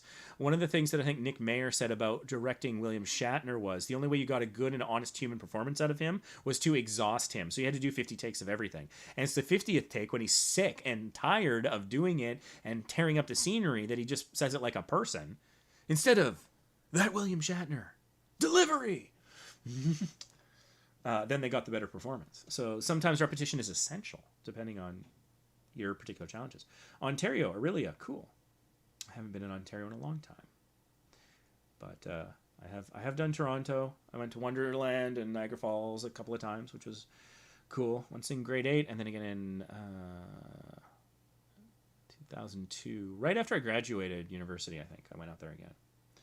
Spent a week in Niagara on the Lake on an old colonial mansion that was being refurbished, and that was a kind of cool adventure. So many crickets. Those emojis were supposed to be after my comment. Yeah, emojis can be tricky sometimes. Emoji picker for comments, title, and description. It's a function of TubeBuddy. Super useful on TubeBuddy. Yeah, talking's a pain. Doesn't help that I've developed a weird lisp because of a couple of rear teeth being pulled. Interesting. Super tricky doing live voiceovers over video that's going to be sped up.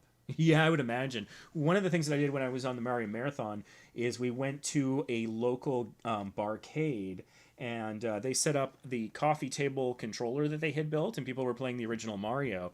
And so they told me to go along and be there, but I didn't know what they had intended for me. And then they handed me a lav mic and said, okay, there were some technical things they had to go fix, and so they were like, you're on, basically. And so I had to host it for like hours. And so I was doing play-by-play, I was doing player interviews, I was doing all this stuff. And it's in the other room, so I don't have it handy, but they actually made me a little trophy for my commentary, which was really touching, and I have that on in my room, and I see that, and I'm like, I am very proud of that. That was a very nice moment.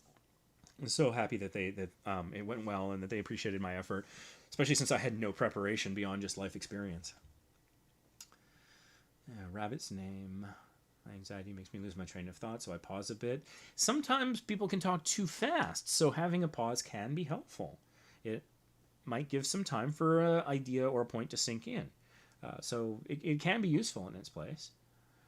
My commentaries are a bit awkward. Yeah, and again, like over the course of your first 100 videos, you will get better at everything because repetition and learning will naturally get you there. Auto scroll. OBS Inception. Promoting business. Oh, here we go. My wife is on board with me now. I promoted her nails business and gained her 20 followers. Nice. Always support the spouse. Still here listening. You saw me post a week ago on Facebook, but I almost quit YouTube because she didn't support me. That's rough. I'm glad that you got past that and that you're investing in yourself now. It's a very exciting time, I think. Always hearing new things. It's hard when you don't have support. Yes and no. Sometimes you just have to be the crazy naked guy dancing. There was this video about like a music festival where some guy took his shirt off and started dancing. And he looked like a damn fool for the longest time. He was at it for like 20 minutes until a second person stood up and joined him. And then suddenly the whole festival ended up dancing. And so there's that period where you're the crazy guy without your shirt dancing and everyone's looking at you like you're nuts. But if you really love dancing, then it's a little easier to get through that. And it's nice to, when you start getting that little momentum behind it, that's great. Just don't become addicted to the support, because there's going to be times where you're going to have to fly alone, where they're not going to get what you're doing, the direction you're taking, or they'll get tired, or they'll be otherwise occupied. And so as much as possible, again, if you are following your heart in YouTube and doing it for reasons of that nature, then it can be sustaining even when you're on your own. And of course, we've got our community here in Small YouTubers Boost that's here for you as well. Let's see here. I'm not a Nazi. I should be famous. Yeah, that was funny. Whys are important, so you don't give up. And they help guide you in difficult moments when you're not sure what to do. I'm just going to really scan here quickly because I need to get out of here.